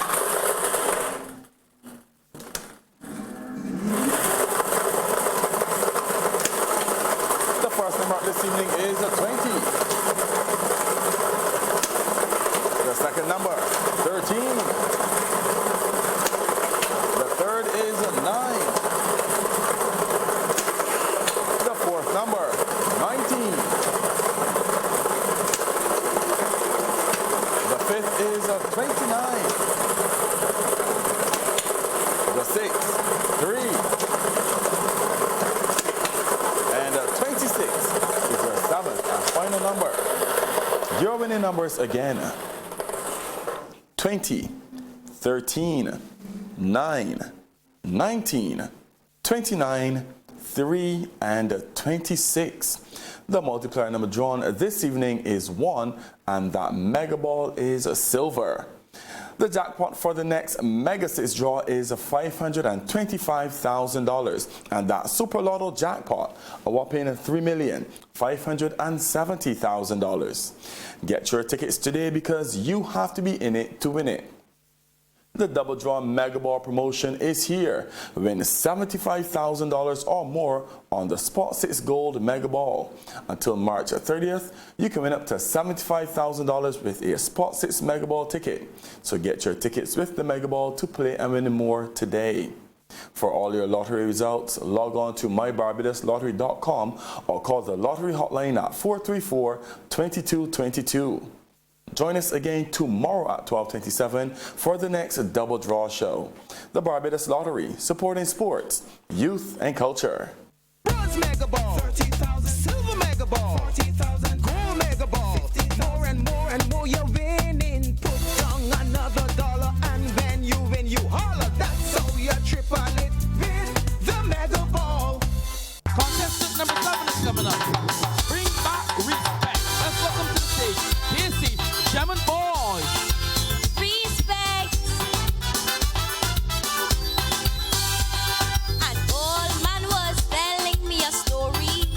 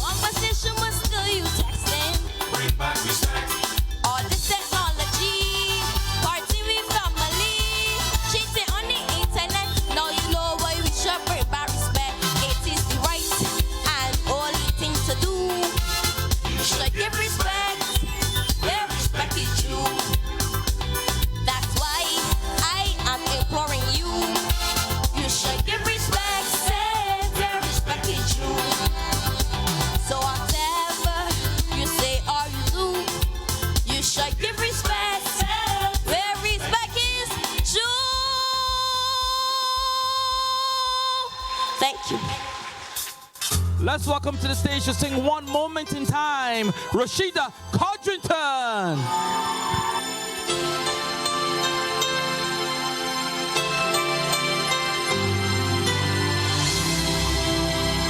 Each day I live, I want to be a day to give the best of me.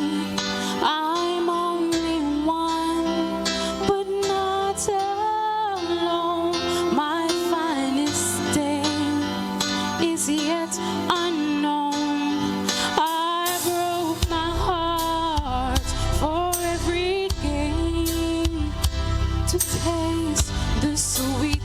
I face the pain. I'll rise and fall, yet through it all, this much remains. I want one moment in time when I'm more than I thought I could be. When all of my dreams are a heartbeat away, and the answers are all up to me. Give me one moment in time when I'm racing with destiny. And then in this one moment of time, I will feel eternity.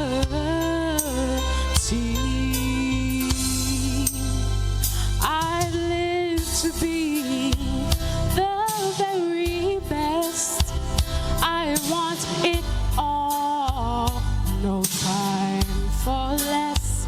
God laid the plan, He laid the chance here in my hands. Give me one moment in time when I'm more than I thought I could be. When all of my dreams are a heartbeat away, and the answers are all up to me. Give me one moment in time when I'm racing with destiny. And then in this one moment of time, I will feel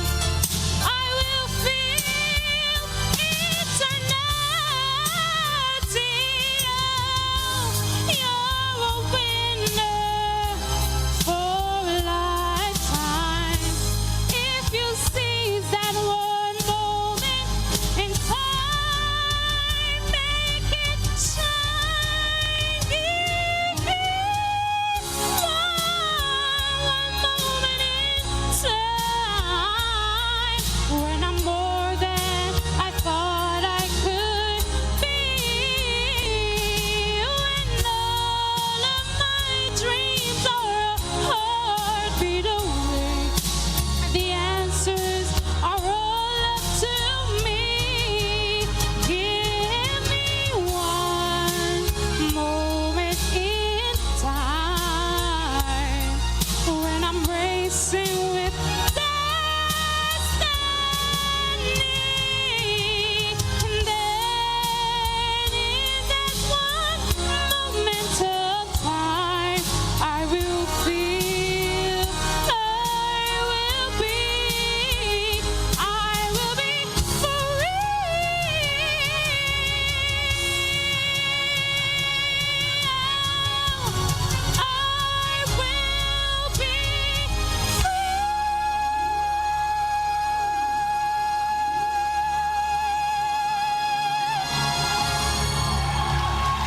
Thank you.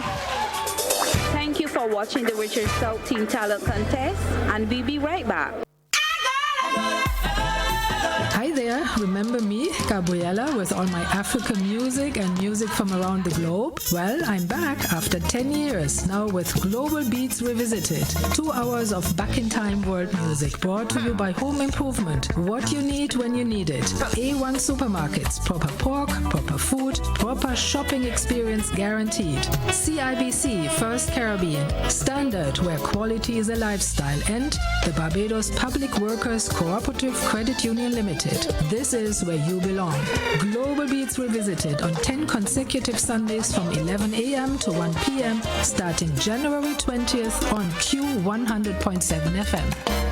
Contestant number 9 is singing a role. Let's welcome to the stage Princess Thomas.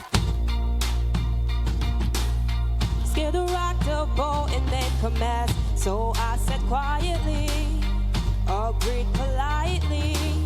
I guess that I forgot I had a choice. I let you push me past the breaking point. I stood for nothing, so I fell for everything. You held me down, but I got up. Already pushing off their dust. I hear their voice, I hear that sound. Like tender's gonna shake the ground. You held me down, but I got up. Get ready, cause I've had enough. I've seen it all, I've seen it now. I've got the eye of a tiger, the fire, dancing through the fire. Cause I am a champion, and you're gonna hear me roar louder, louder than a lion. Cause I am a champion, and you're gonna hear me roar, roar, roar. You're gonna hear me roar. Now I'm floating like a butterfly, stinging like a bee. I earned my stripes. I went from 0 to my own hero. You held me down, but I got up. Already brushing off that dust. I hear their voice, I hear that sound. Like tender's gonna shake the ground. You held me down, but I got up. Get ready, cause I've had enough. I've seen it all, I've seen it now. I've got the eye of a tiger, the fire, dancing through the fire. Cause I am a champion, and you're gonna hear me roar louder, louder than a lion. Cause I am a champion, and you're gonna hear me roar, roar. You're gonna hear me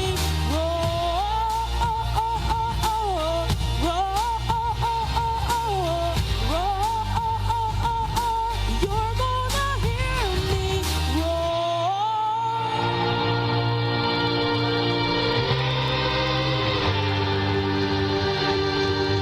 me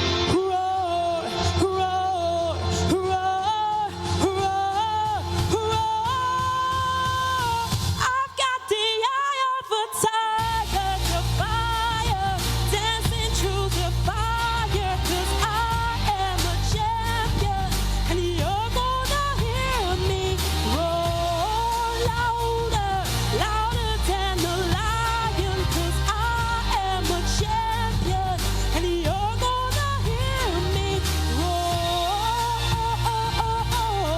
roar.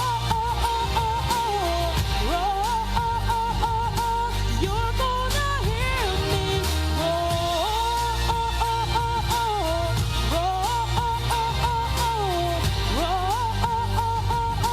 You're gonna hear me Thank you. Contestant number 10 is singing Through the Fire. Let's welcome to the stage DeAndrea Horace.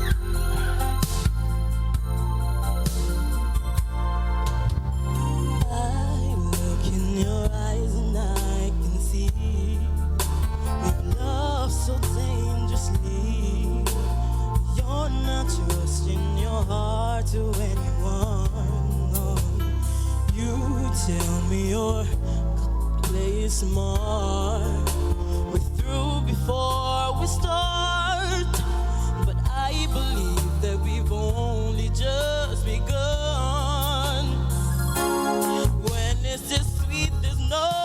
saying no.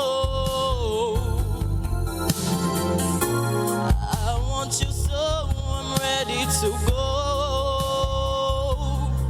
Through the fire, to the limit, to the wall.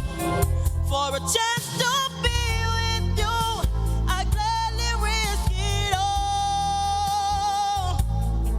Through the fire, through whatever come what may. For a chance at loving you, I take it all the way. Right down to the wire, even through the fire.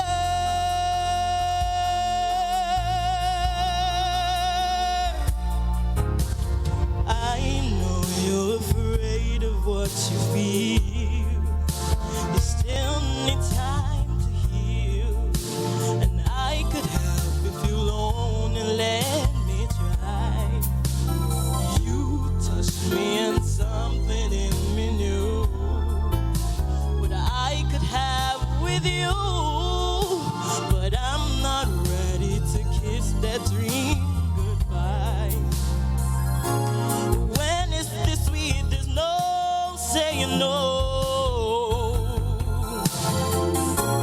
I need you so I'm ready to go. Through the fire, to the limit, to the wall. For a chance to be with you, I gladly risk it all. Through the fire, through whatever come what may. For a taste of loving you, I take it all the way. Right down to the wire, even through the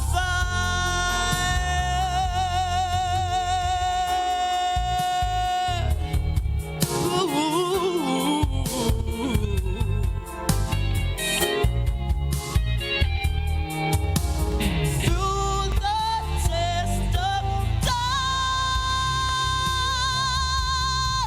through the fire, to the limit, to the wall. For a chance to be with you, I gladly risk it all. Through the fire, through whatever come what may. For a taste of loving you, I take it all the way. Right down to the wire, even through the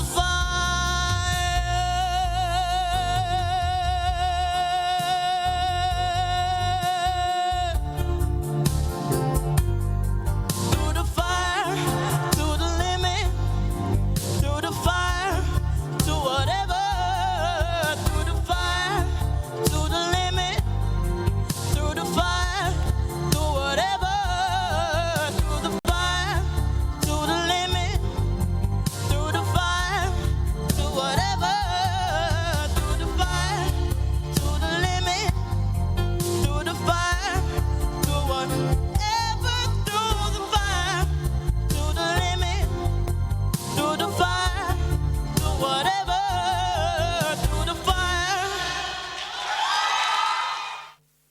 Bronze mega ball, 30,000. Silver mega ball, 40,000. Gold mega ball, 50,000. More and more you're winning. Put down another dollar and then you win. You holler, that's how you triple it with the mega ball. I who have nothing. Ladies and gentlemen, let's welcome to the stage Jaleesa Edwards.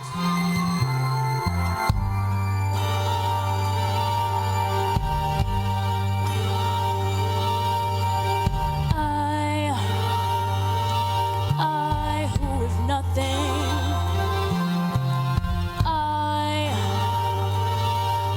I who have no one. Adore you and want you so. Just to know with nothing to give you but love. I love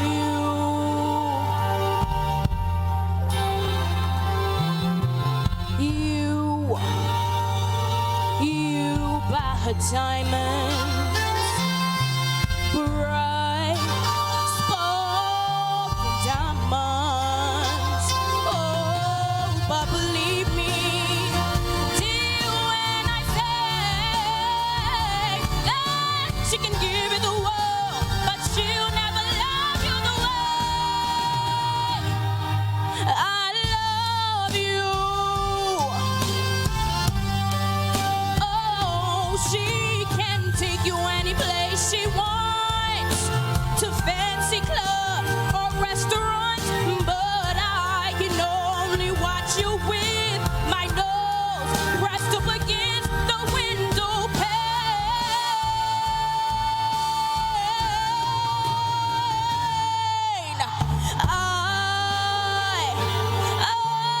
Oh, if nothing, I have no one, must watch you go passing by, wrapped in the arms of somebody else with nothing inside. Who loves you? I love you. I love you.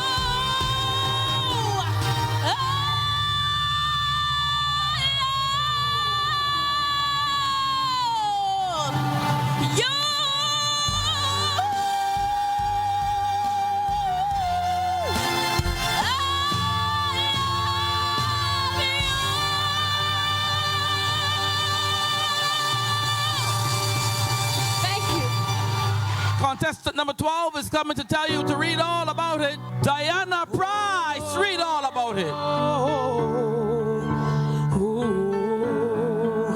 Na na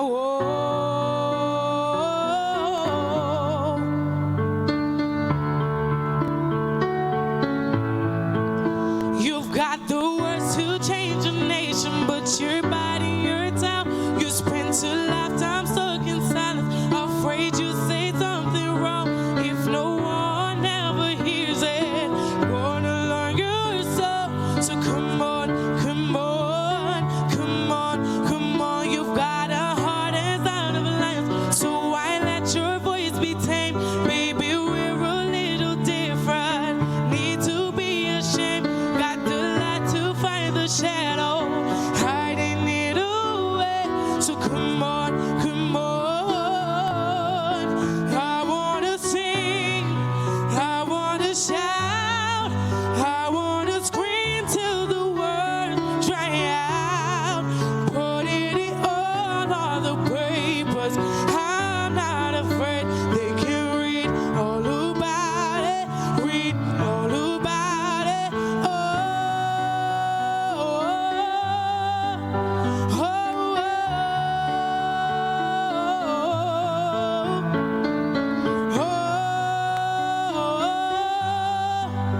oh,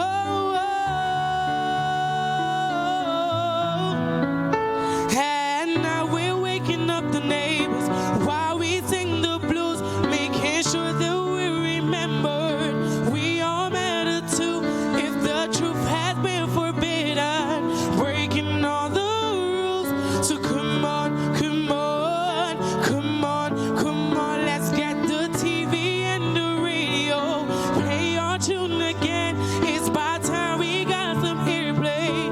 Version of events, there's no need to be afraid. I will sing with you, my friend. So come on, come on.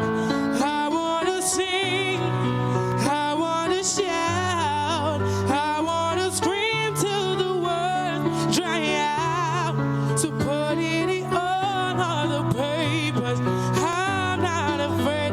They can read all about it, read all about it. Oh, oh,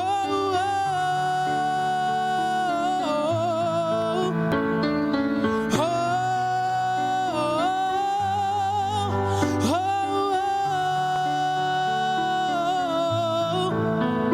yeah, we're wonderful, wonderful people. So when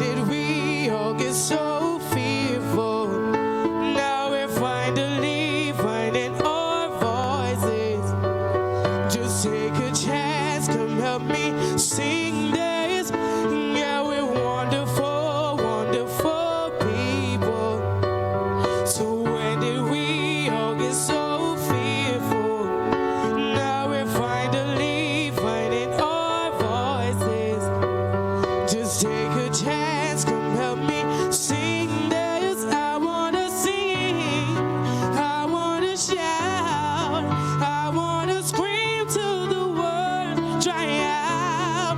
Putting it on all the papers. I'm not afraid they can read all about it, read all about it. Oh, oh,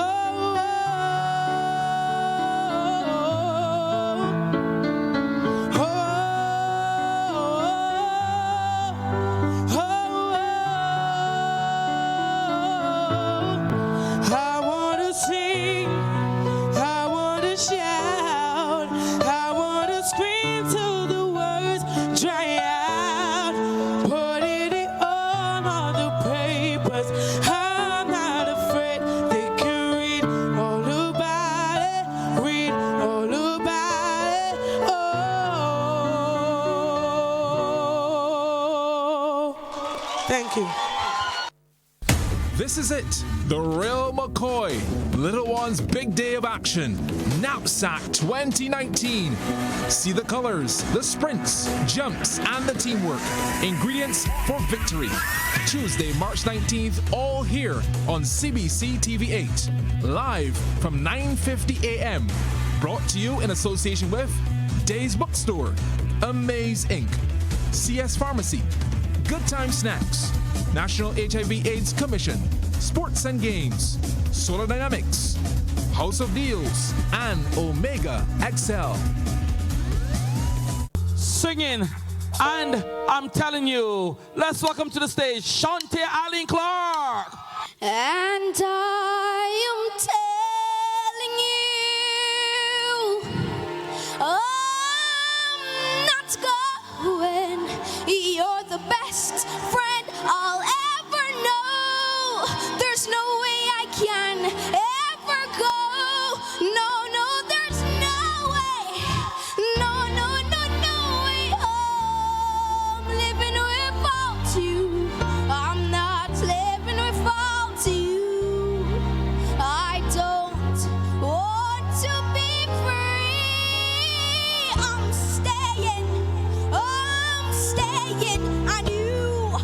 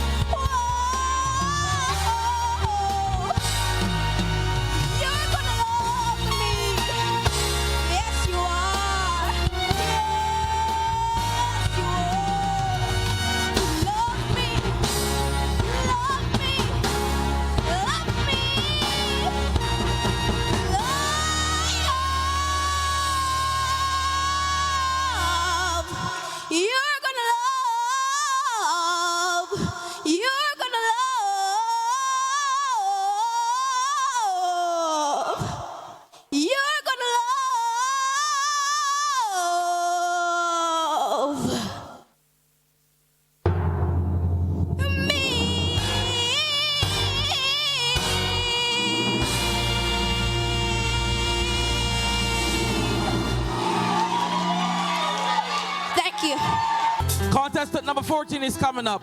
Singing Flying Free, contestant number 14, Regina Rock.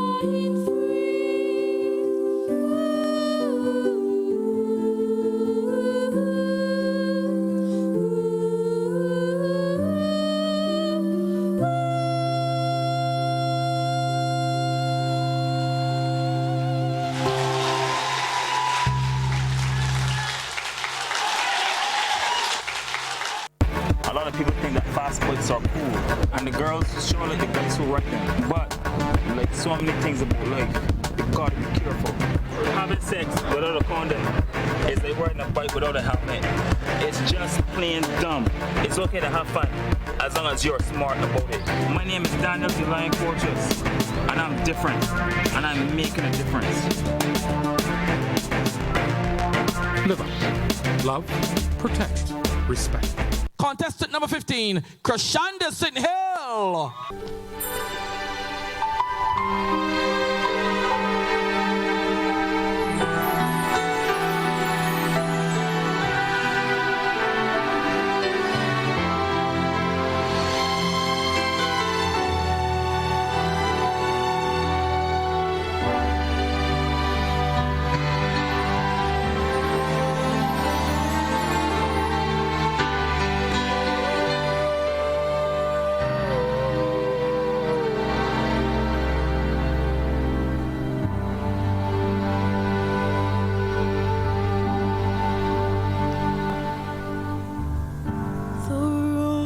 stood still as she made her way to Jesus. She stumbled through the tears that made her blood. She felt such pain. Some spoke in anger, hurtful whisper, there's no place here for her kind. Still on she came through the shame that flushed her face, until at last she knelt before his feet. And though she spoke no words, everything she said was heard as she poured her love for the master from her box of alabaster. I've come to pour my praise on him like oil from Mary's alabaster box. Don't be angry if I wash his feet with my tears and I dry them with my hair.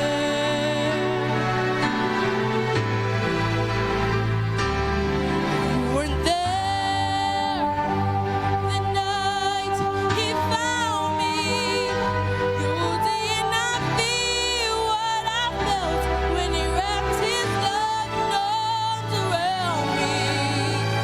You don't know the cost of the oil in my alabaster box.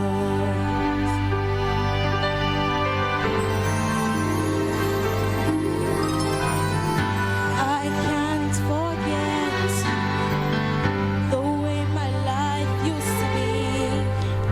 I was a prisoner to the sin that had me bound, and I spent my days, poured my life without measure into a little treasure box I thought I had found. Oh, until the day when Jesus came to me and healed my soul with the wonders of his touch.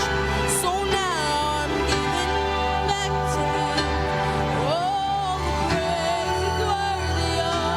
I've been forgiven, that's why I love him so much. I've come to my praise on him like oil from Mary's alabaster box. Don't be angry if I wash his feet with my tears and I dry them with my hair.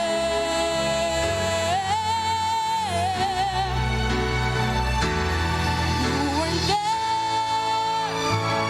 the night he found me. You did not feel what I felt when he wrapped his loving arms around me. You don't know the cost of the oil. No, you don't know the cost of my praise. You don't know the cost of the oil in my alabaster box.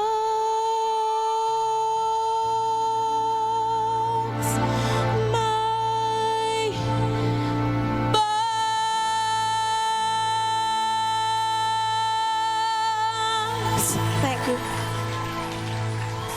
Sponsored by City of Bridgetown Credit Union. Ladies and gentlemen, singing Midnight Train to Georgia. Let's welcome to the stage Tariq Griffith.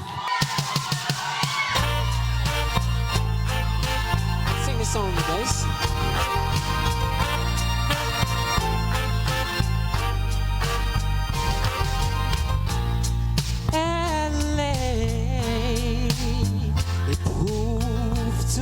for the girl. So she's leaving the life she's come to know. She said she's going back to find. Who's left of her world. The world she left behind not so long ago. She's leaving on that midnight train to Georgia. See, I wanna go. Said she's going back to find a simpler place or time. Inside be with her on that midnight train to Georgia.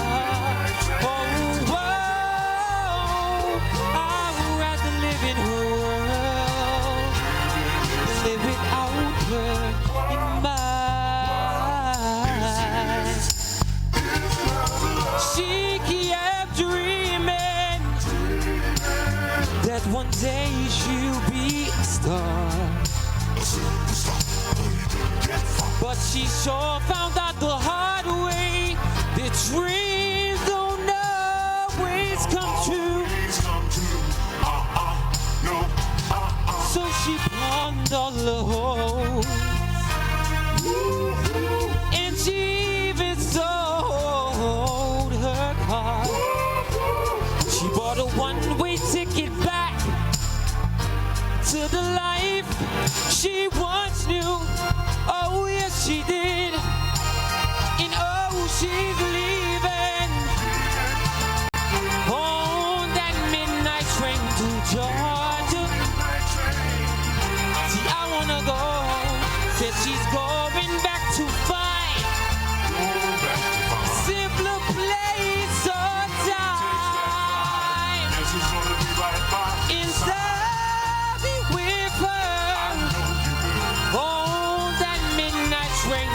Georgia. Oh, I'd rather live in her world than live without her in night. Oh, world, your world, we gotta go for love. Oh, world, we gotta go for love. Oh, love.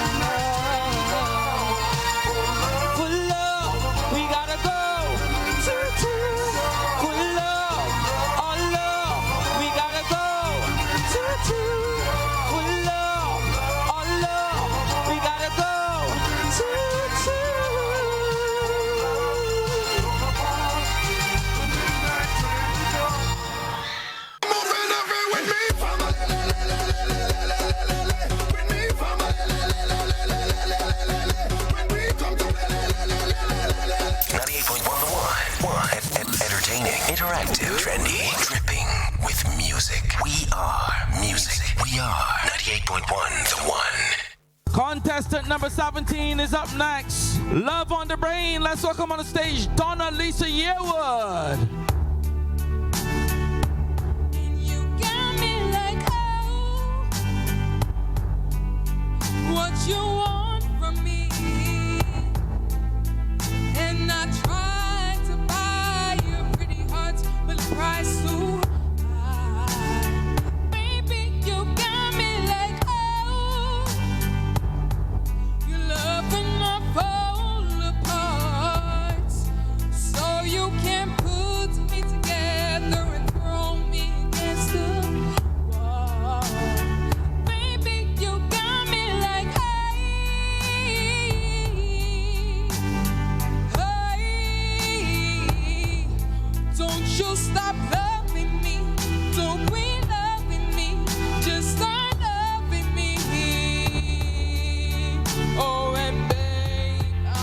fighting with fire just to get close to you.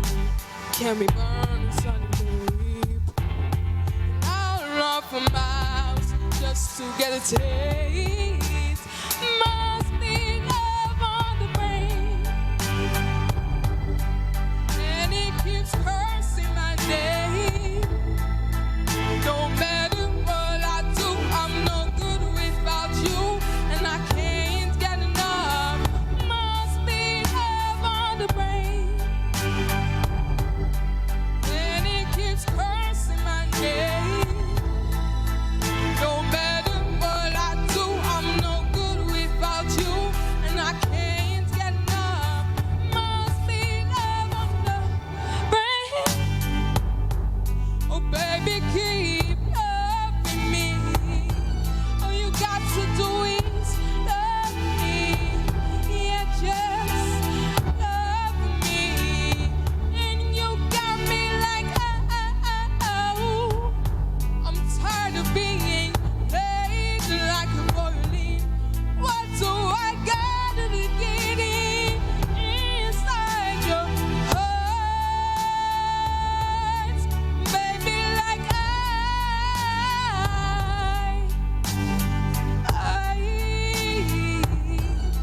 don't you stop loving me, don't quit loving me, just start loving me.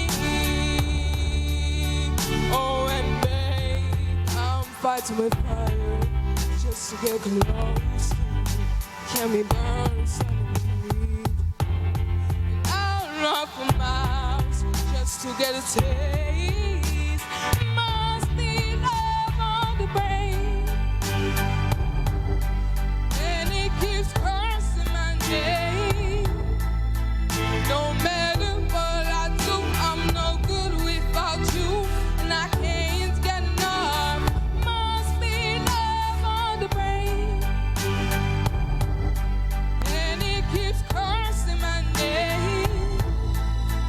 No matter what I do, I'm no good without you, and I can't get enough.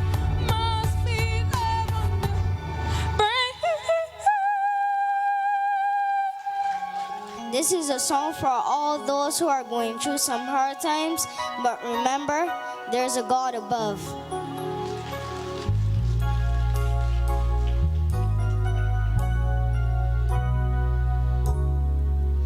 Jesus said, here I stand, won't you please let me in? And you said, I know tomorrow.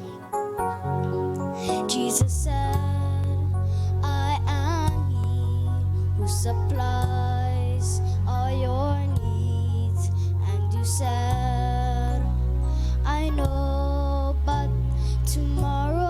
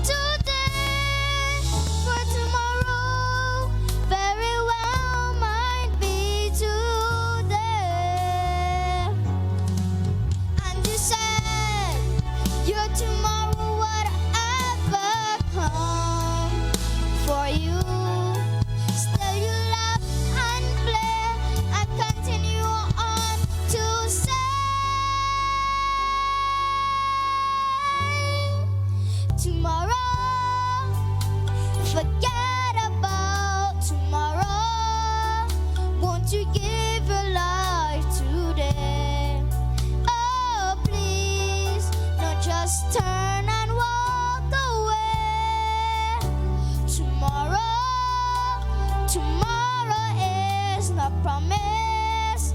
Don't let this moment slip away.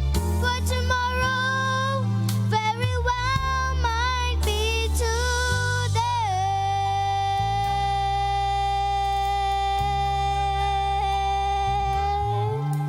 Thank you. You're watching the Richard Stout Teen Talent Finals 2018. We'll be right back after these messages. Oh, in a rise and boast. Yeah, we give thanks like we need it the most. We have to give thanks like we really supposed to be thankful. Blessings. Entertaining, interactive, trendy, dripping with music. We are music. We are 98.1 The One. Ah, yeah. Whoa. Bilam boom boom boom bye. Kaisa. Uh-huh.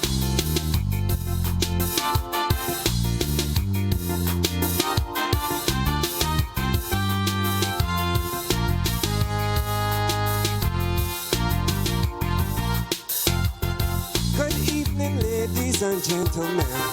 How do you do? This is your good friend Richard Stout here, singing to you. I know that you'll find it quite amusing that I should be on stage tonight singing. I had to raise my voice to let one know about my involvement with my teen talent show. I had an idea back in the 1970s to produce entertainers for my country. And up to today, it is mandatory. They are some of the best that the world has seen. And today I am a music expert. Success didn't come easy, it was bare hard work. But I had a vision for my island to boost the economy, and it would strengthen tourism. I made it happen through this forum. I embrace my vision, and now I am an icon. Whoa, bilam boom boom boom bye. Kaisa, uh-huh.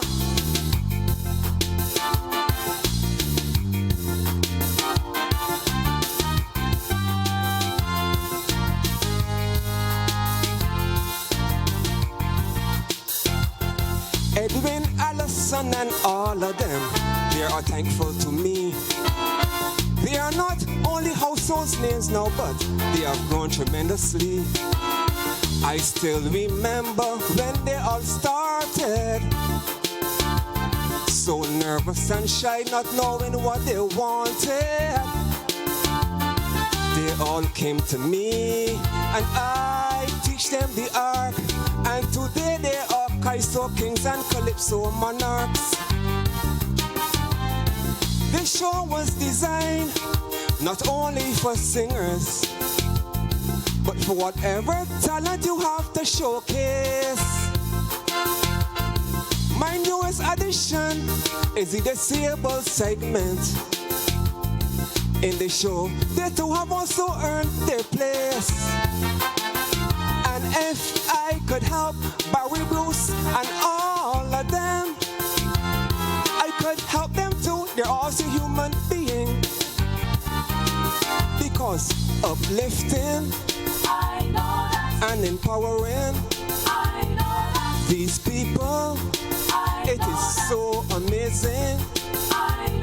When you see them, please embrace them.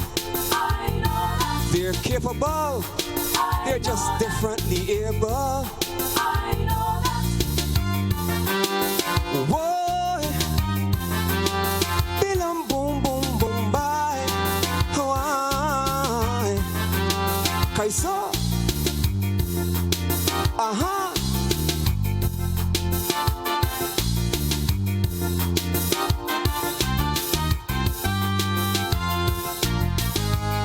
Listen.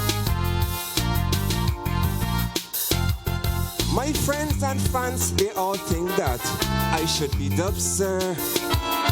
But up to today we are waiting for that to occur.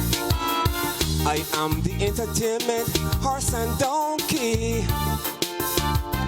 providing entertainers for my country.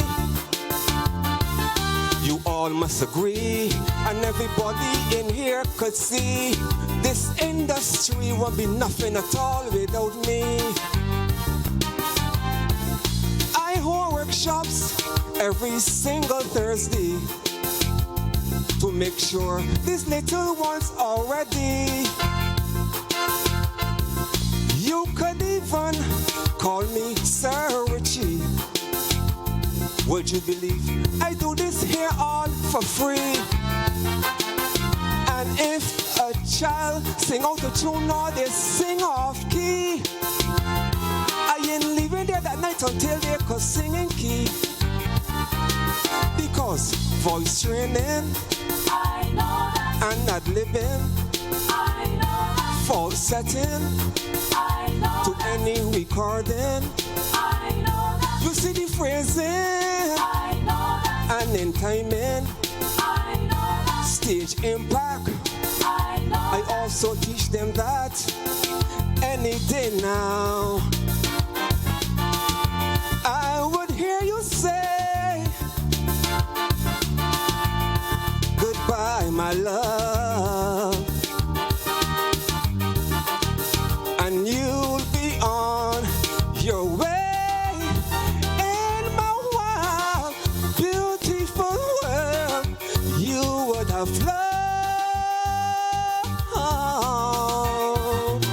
Any day now, you'll be on your way, begging me to stay. Thank you. I like this song. I hope you all like it too.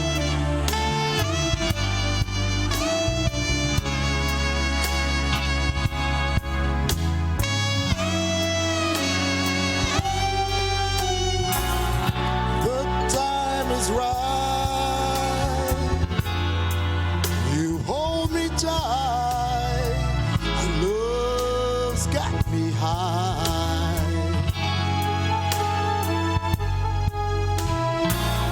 Please tell me yes, and don't say no, honey, not tonight. I need to have you next to me in more ways than one, and I refuse to leave till I see the morning sun creep through your window pane, 'cause love won't let me wait. Not one more minute, baby. The time is right. Turn down the lights and take my hand.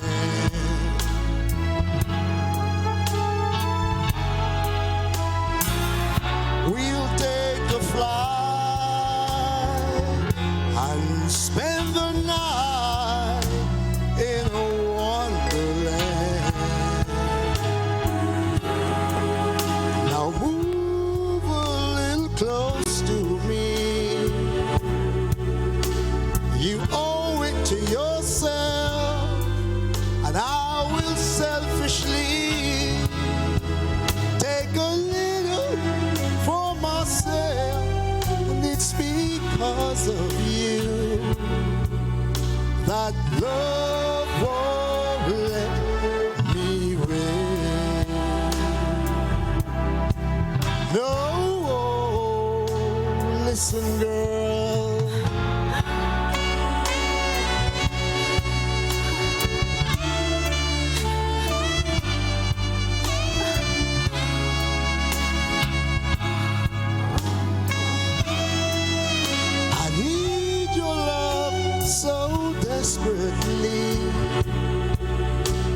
only you can set me free.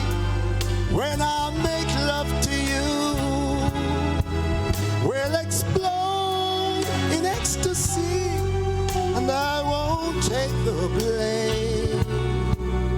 That love won't let me win. No, love won't let me win. My temperature's rising, 'cause you're so tantalizing. Oh, listen, girl. Love won't let me win. Thank you. Good night, everyone. Before I sing, I just want to take this time to say thank you. As the current winner of the Richard Stout Teen Talent 2017, my reign is now coming to an end. But I want to say thank you with a humble attitude to Mr. Richard Stout, Uncle Sheldon Hope, and my mother, you and my family. You guys have supported me from the very beginning to the end. And I just want to say thank you, and I want you to give that same support that you gave for me to give to whoever wins tonight. And I want to say to that special person who would win tonight that may God bless you and continue to open doors and even give you more opportunities to sing and to use your voice. And I want you to sing and listen. And that's the name of my song. Listen to the song here in my heart, a melody I start but can't complete. Listen to the sound from deep within. It's only beginning to find release. Oh, the time has come for my dreams to be heard. They will not be pushed aside or turned into your own, all 'cause you won't listen.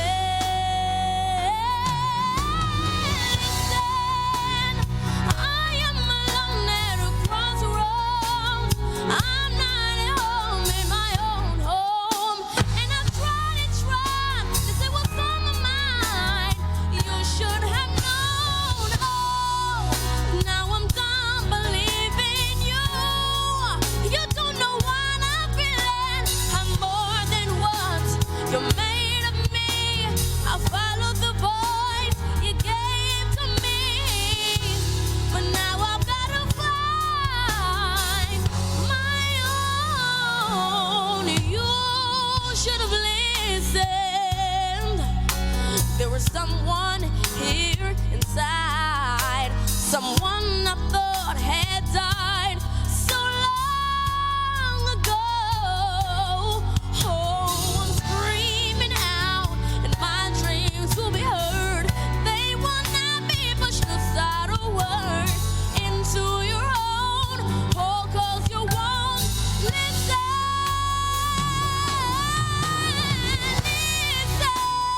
I am alone at a crossroads. I'm not at home in my own home.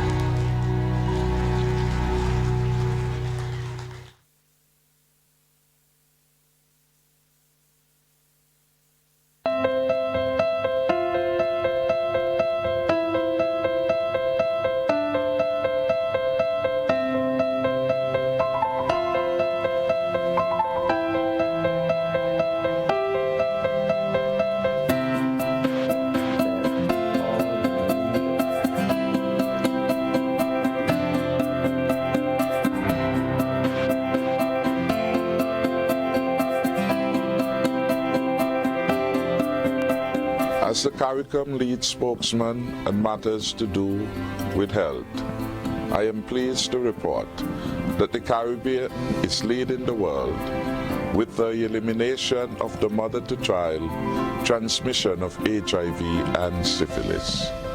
This is, of course, a result of the strong political commitments to public health and making the health of mothers, children, and families a regional priority. Over the last 6 years, we have been able to reduce new HIV infections in children by more than half.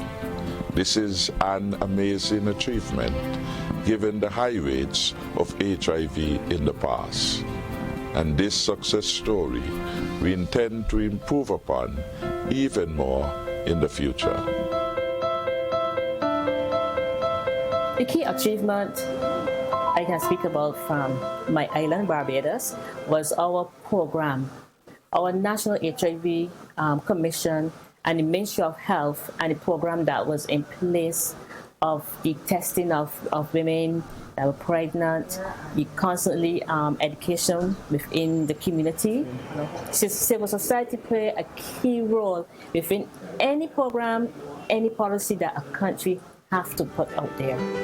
The coordination and the link between the public sector and the private sector is actually very strong, because at some point in time, during the antenatal course and also at the end when they're ready for delivery, they come into the public system. So there's literally 100% capture.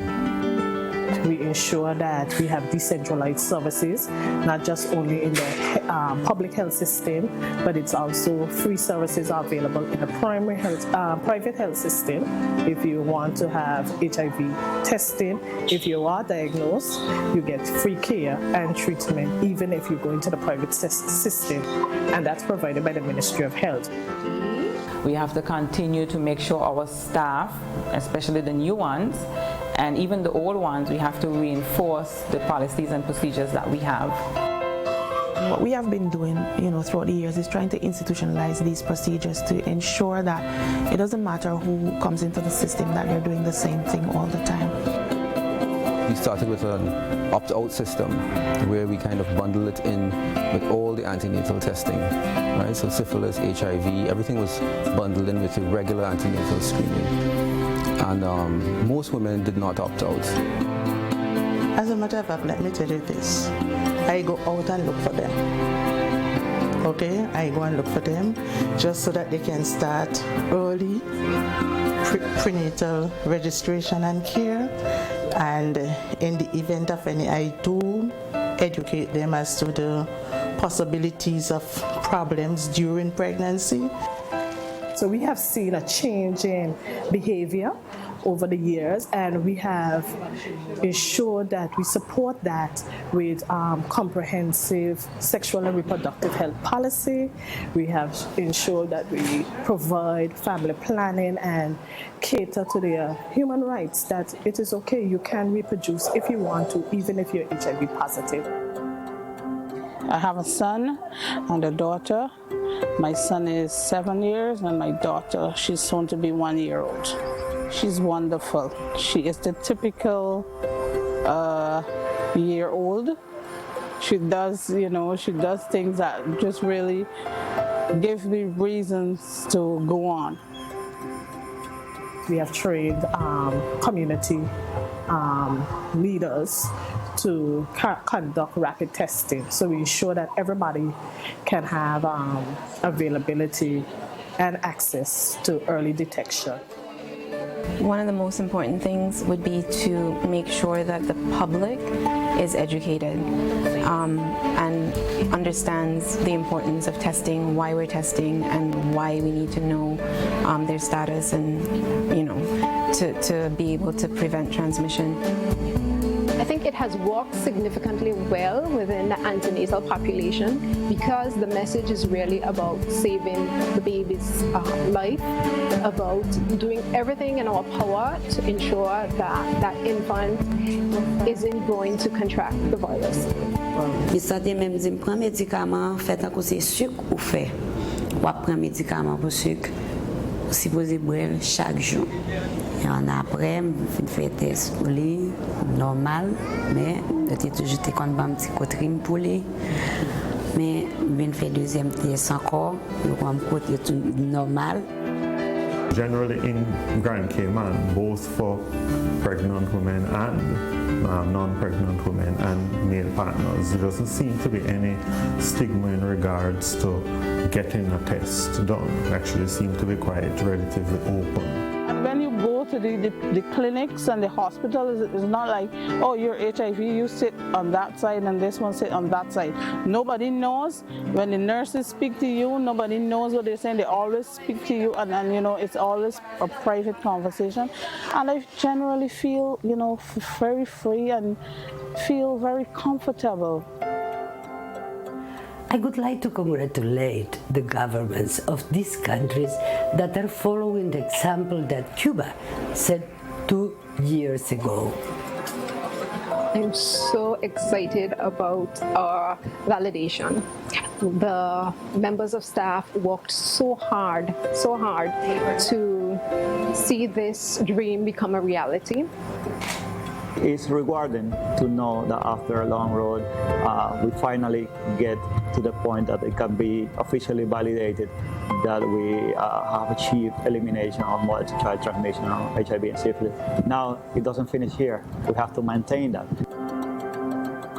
This is important for the Caribbean because it says that to have arrived at this juncture that we have had to guarantee access to health services for pregnant women. It means that there is some advance in terms of human rights, access to medicines and treatment, and importantly that we have been able to follow up these women for a period of time. So it means, one, it's a maturing of the systems, the health systems in the Caribbean. It's also the fact that persons infected with HIV feel more comfortable to go to health services and to seek treatment, and that the treatment and the care is available. The hope is there that one day, and which one day soon 2020, that it will be.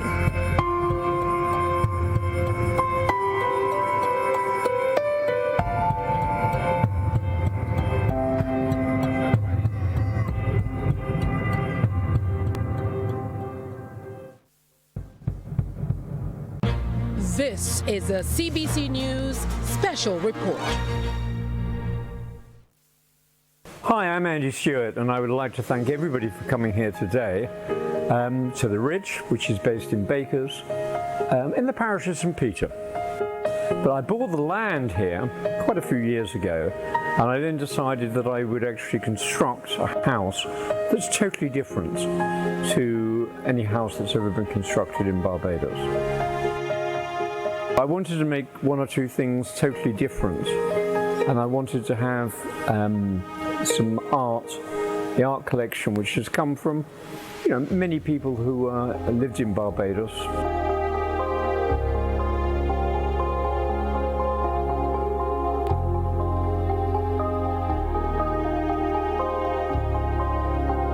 And I also put together a cinema which has all the Barbados films in it, everything from the start to finish. The reason why it's different is I wanted to put some things in here that could actually help my family. And whilst I was halfway through building this, in 2008, very sadly, my younger son had a snowboarding accident in Grenoble in France, and he lost the use of his legs, so he became disabled. So we changed a few things. We had a disabled room built for him on the ground floor. We had special lifts put in, and I built a disabled tennis court. The disabled tennis court that's here has actually proven to be quite successful, to the extent that my son plays tennis for England in his wheelchair. Also, we put together a disabled gym to enable him to be able to look after his disability. And he was a young man who's told he would never walk again. And he does walk, I mean, with walking sticks. And the swimming pool that we have at the back here, he comes over here, which is normally twice a year. He swims for 2 hours. That's a long time when you haven't got the use of your legs.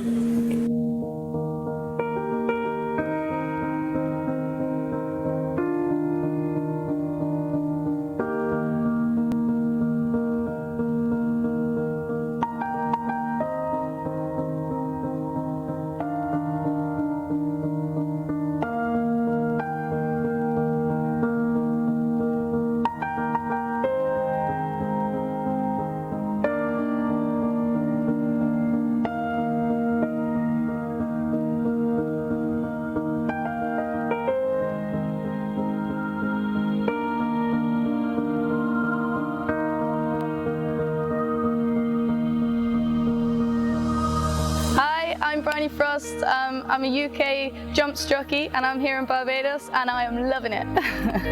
We had a joke when we first started was if Black Courtin can win a big race, will you give me a free holiday to Barbados? And they joked, were like, yeah, whatever. Anyway, Black Courtin pulls it off and I cheekily go, so, where's the holiday? And they go, oh God, okay, right, so, and here we are. Bryony is the top female jockey in the world. She is because she has had the most winners. Horse racing makes me feel like it's a heartbeat, you know? It doesn't matter what horse I'm riding, what level he's at. He could be the smallest horse and he's not very talented, or he could be like Black Courtin, a grade winning one horse. It all means the same. It becomes an obsession. Like the love is an obsession. It's literally what you're living for. And when you think about it, the drive becomes inside you and it's literally all you see. It's the only thing you love. And it's always in the forefront of your mind. And I wouldn't change it for the world, and it's worth every risk to me. My family have always been into horses. We're steeped in the history of it, so it runs through my blood. But my dad used to be a jockey. He won the Grand National, what's a pretty big race back at home. And it kind of from ponies. My babysitter was a donkey, so it was very much my riding took off as I was a kid. I pony raced at 9, and then I became an amateur at 16, and then I went fully fledged professional a year ago. My trainer, Paul Nichols, who was the champion trainer, he came second last year, he said, I think Bryony Frost would get on very well with one of my horses called Black Courtin. So I said, fine. So she got on that horse and she won the race. She then got on another horse, the same horse, and won another race. After she'd won 8 races on the trot, she then goes off to Kempton Park on Boxing Day, December the 26th, and rides in a Grade 1 race, and I watched it here on the television. I didn't think it would win, and it won. Quite amazing. Black Courtin and me weren't ever supposed to be a big deal. We were the little people, you know. He's tiny as well. He's not a big horse, and for a chaser, they're normally renowned for being really big and strong, and he's not. He's tiny and petite, and no one expected him to be who he was. No one expected us to the relationship we have with him is incredible, and you know, we went there, and it was a kind of, we controlled it from the front, and it was just everything went the right way, and he won, and it was, you know, it gives me goosebumps now thinking about it, because it is that moment. You work all your life, you dream of those sort of days, and to find a horse like him, find owners like he has, and the whole day coming together, yeah, it's a pretty big deal. She's ridden a lot of other horses for me as well. She is my number 1 jockey, one of the biggest owners in the world, and she will ride Asdame, who I own with Dame Judi Dench, who is one of the top actresses in the world. She will ride that in the Grand National at Aintree in April, and she will ride Black Courtin in the Cheltenham Gold Cup. So she is multi-talented, and you can only possibly get to the top of anything that you do in the world if you're good, you're diligent, and you work hard. She's not good. She's brilliant. She works hard. Yes, she's workaholic. She never stops. Is she diligent? Yes, she is. To Bryony Frost.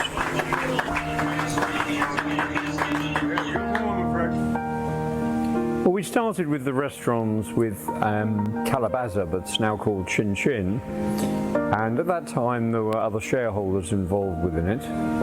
And then we acquired the rights to Pisces down in the St. Lawrence Gap.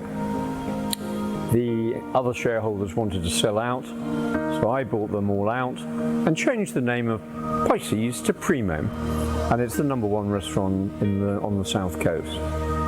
And then my grandson, who's called Hugo, who's only 4 years of age, I bought a derelict house which was built in 1897 in Speightstown in Sand Street. And the rule here is, it came in 1902, that you can't have anything within 100 feet of the high water mark. So given that this is actually built into the ocean, it's illegal. But on the basis it was built in 1897, it's exempt. And each year, the Barbados government, not anymore, used to send me a fine for owning a restaurant that was within 100 feet of the high water mark. I'd pay the fine, and then about a month later, I would get the rebate with a credit of £2 or $2 interest, saying exempt. Hugo's I've tried to make into something just quite special, and I bought the contents of the Ivy from London from a friend of mine, Richard Caring, but most importantly I bought the table 6, and if people dine in the private room at the at Hugo's, table 6 is the table that the Queen always sat at, the President of the United States always sat at. It was the #1 table in the world. That is in Hugo's, and I love it. I live most of the year here. I've had a house in Mullins for many years, but this is my home. Barbados is my home, and I'm very pleased that Mia Mottley is in power, and the Barbados Labour Party will get this country out of the financial problems that they do have, having to default and being permanently downgraded by Standard & Poor's. And because this is a country I love, I will always do whatever is necessary to help this country, which you people very kindly allow me to come in, because I'm not a Barbados resident, but I come in and I support this country as much as I possibly can, whether it be through my restaurants or through my substantial ownership of elegant hotels, with 7 hotels here in Barbados, 1 in St. Lucia, and just opened 1 in Antigua. But it's good, they're very good people, and it's a privilege to be here.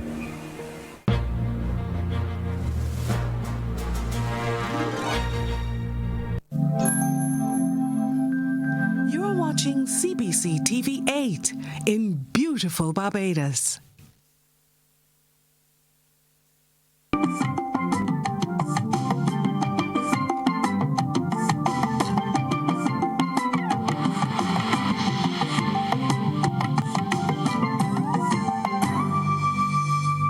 Caribbean Newsline is brought to you by the Barbados Tourism Marketing Inc.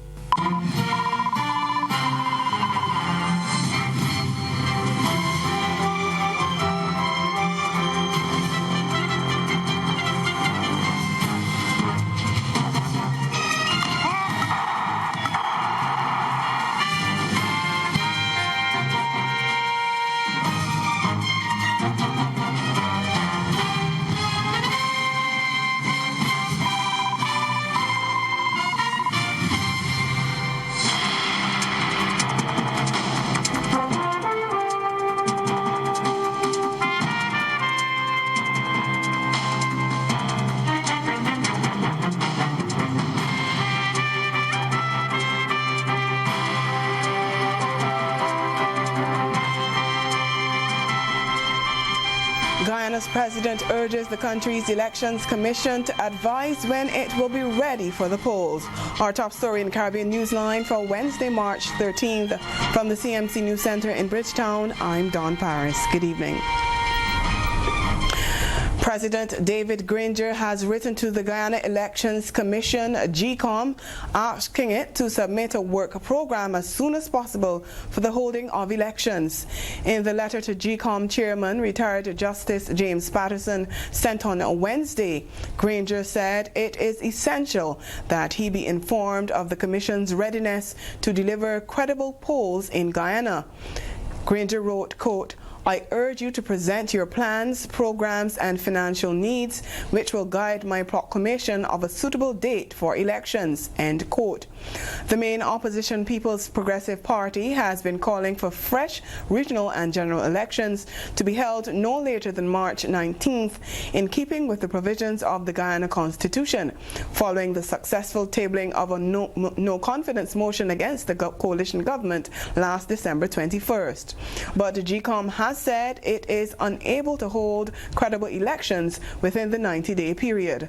The government has appealed the High Court ruling that the no-confidence vote is valid. Over in Haiti, the Speaker of the Senate has cast doubt on the country holding legislative and municipal elections in October this year.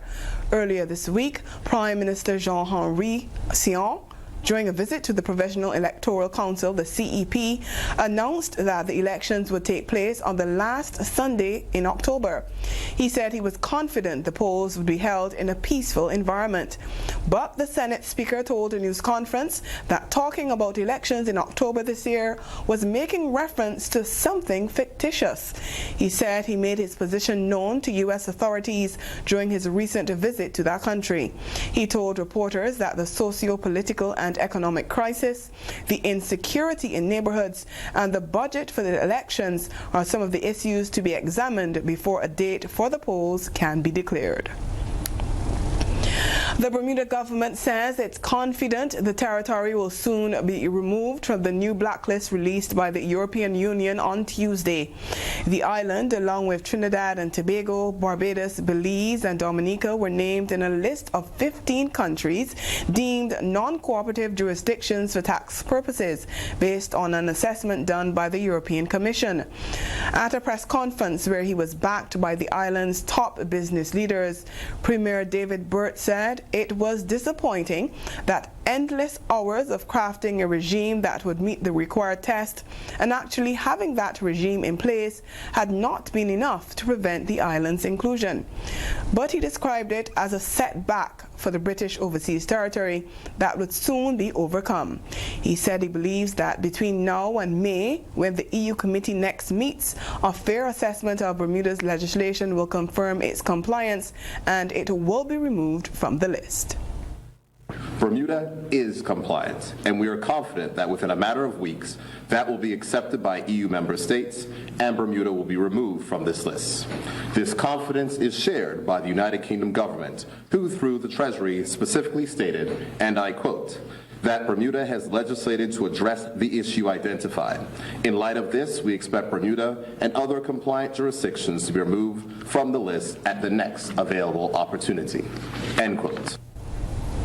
Premier Burt said the government did not anticipate any sanctions to be levied against Bermuda, but he stressed that it will press its case for fairness.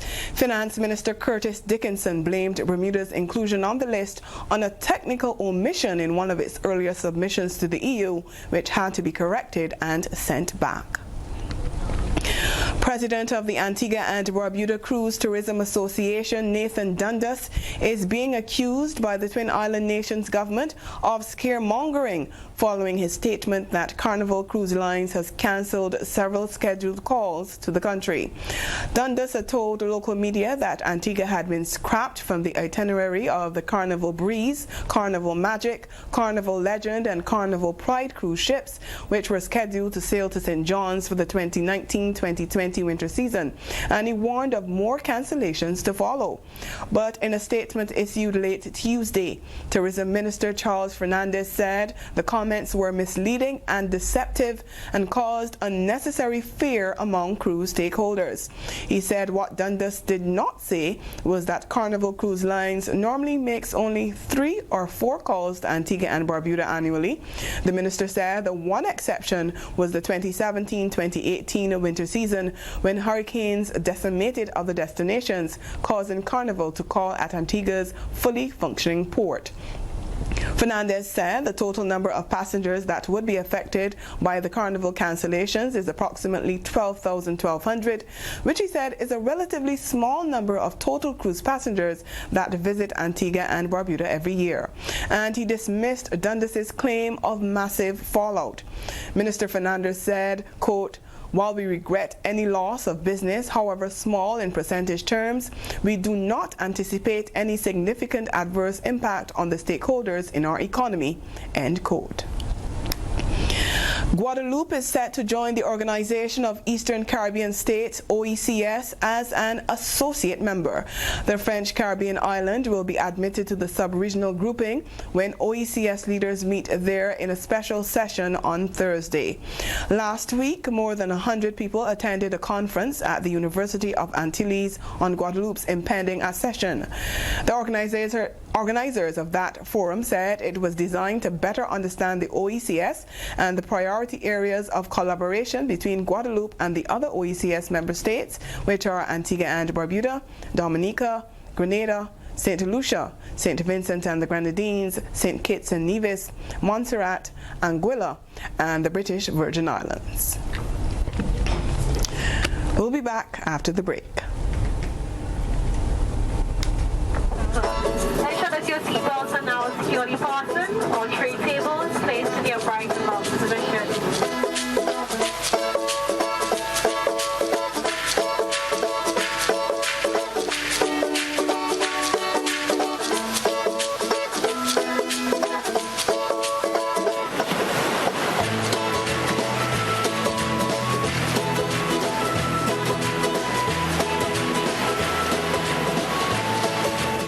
So I'm adding a little bit of salt, some basic Caribbean green seasoning. This is a really simple Caribbean seasoning blend.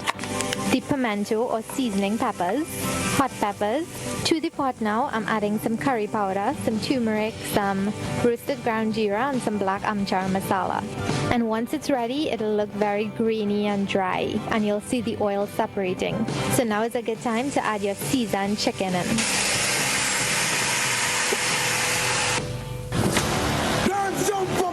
Non-stop turn and twist. What up, it's your boy French Montana. It's me, Smokey Robinson. It's your boy Davido. Hi, I'm Elme. This is Buju Banton, and I'll be performing live with the Shiloh Band in St. Kitts Music Festival. Don't miss the 23rd Annual St. Kitts Music Festival, June 26th to June 30th, 2019, featuring Buju Banton, Smokey Robinson, Popcorn, and Elme. Also, Davido, French Montana, Fimba, Edwin Yearwood and Crossfire, Coco T, Skinny Fabulous, Shal Marshall, Charlie Black, Farmer Nappy, Nadia Batson, Infamous, New Vibes Band, and many, many more. It will be epic. It will be mind-blowing. It will be jaw-dropping. It will be awesome. The St. Kitts Music Festival, an experience like no other. For more information and to buy tickets, log on to www.stkitsmusicfestival.com.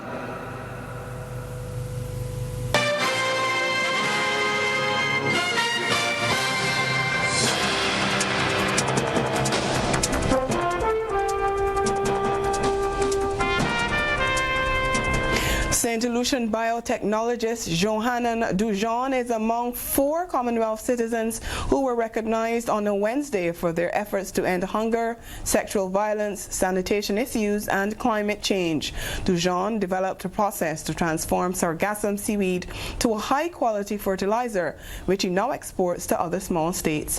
His company, Algus Organics, develops commercial agricultural products from harmful sargassum seaweed. These products unblock fish landing sites and reduce the harmful effect of the seaweed's hydrogen sulfide emissions on local communities. He told an awards ceremony at the Commonwealth headquarters in London that St. Lucia heavily depends on tourism, and the seaweed has been having a crippling effect on the tourism and local fisheries sector. Firefighters in St. Lucia on a Wednesday joined public servants who have taken industrial action to force the government to start wage negotiations for the 2016-2018 period. In a letter to the Permanent Secretary in the Ministry of Public Service, Peggy Ann Soldat, the chairman of the St. Lucia Fire Service Association, Shane Felix, said the decision to strike was made at an emergency meeting on Tuesday. The FSA also warned of the growing exasperation and a low morale among its members. It added that the decision also took into consideration the decades-long outstanding matters confronting the St. Lucia Fire Service, evidenced in the most recent 2016 report by Local Partnerships, a British consultancy firm, which in effect concluded that the St. Lucia Fire Service is at a point of crisis. The SLFSA said it was calling for the immediate establishment of a task force to assist with resolving the long-standing grievances of the fire service. The FSA said that it is only when its requests are acknowledged and a commitment made to address their needs will firefighters return to work. The industrial action by the SLFSA comes after the St. Lucia Teachers Union and the Civil Services Association both requested the GNT to return to the negotiating table by Thursday to discuss salaries and work conditions. Venezuela's Supreme Court is being asked to investigate opposition leader Juan Guaido for allegedly sabotaging the country's electrical system. Much of Venezuela has been without power since last Thursday.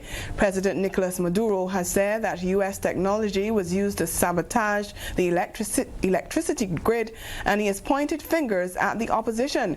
But Guaido says the outage is due to government's mismanagement. Since the power cut, the two sides have been playing the blame game for the electricity crisis. So far, according to a tally kept by an opposition lawmaker, 24 people are reported to have died as a result of the power cut. Meanwhile, the U.S. State Department has announced it will withdraw all diplomatic staff from Venezuela this week due to the deteriorating situation in the Spanish-speaking nation.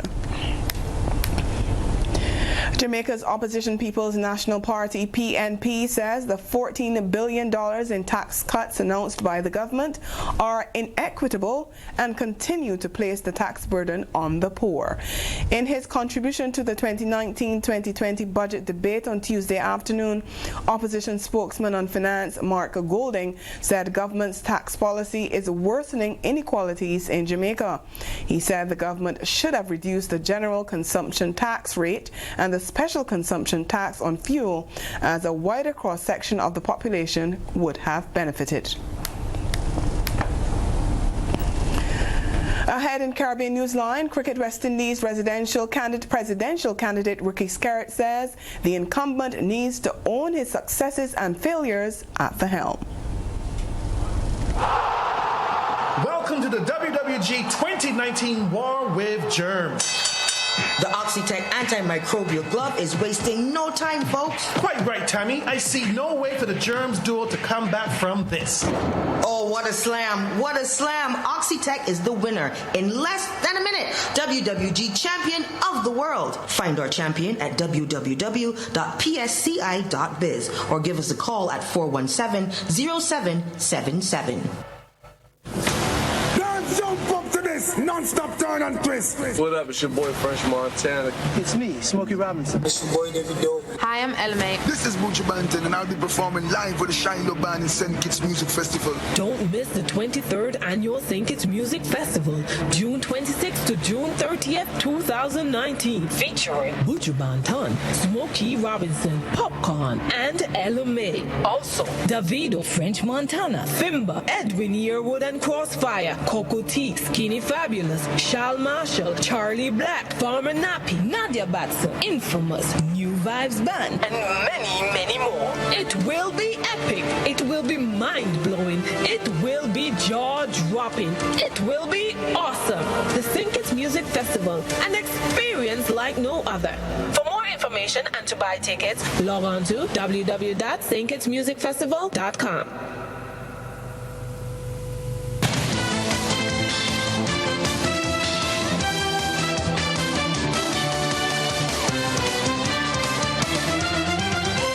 United West Indies presidential candidate Ricky Skerritt has debunked the idea that West Indies' recent success against England can be credited solely to President Dave Cameron's leadership. During his tenure, the men and women's senior teams had captured the 2020 World Cups 3 years ago and the Youth Windies titles at the ICC Under-19 World Cup that same year. And more recently, West Indies stunned touring England in the 3-Test series last month to regain the Wisden Trophy for the first time in a decade.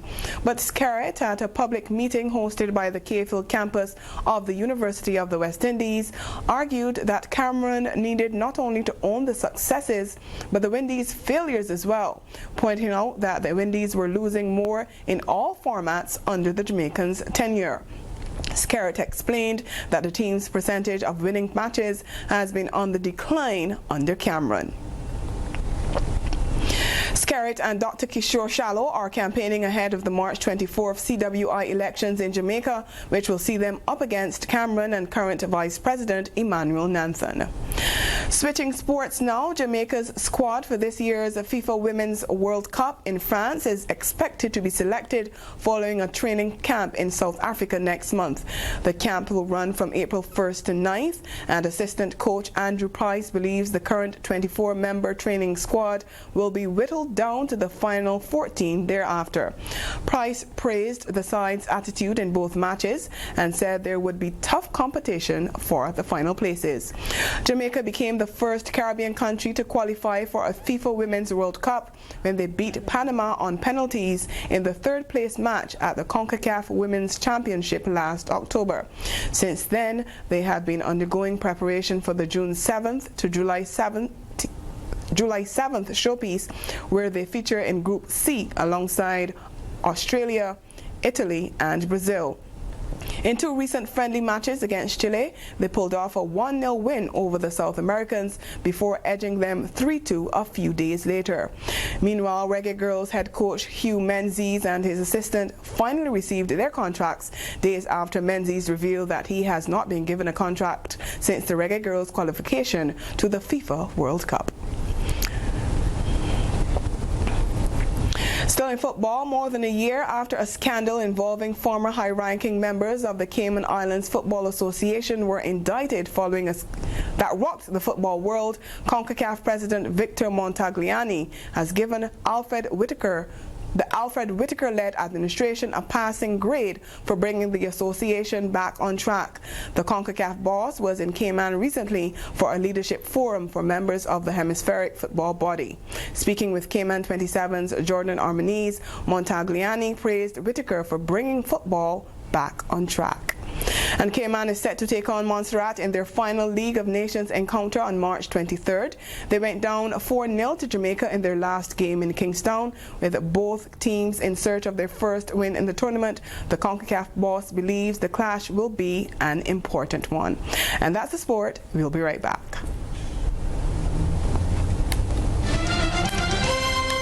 Caribbean Newsline is brought to you by the Barbados Tourism Marketing Inc.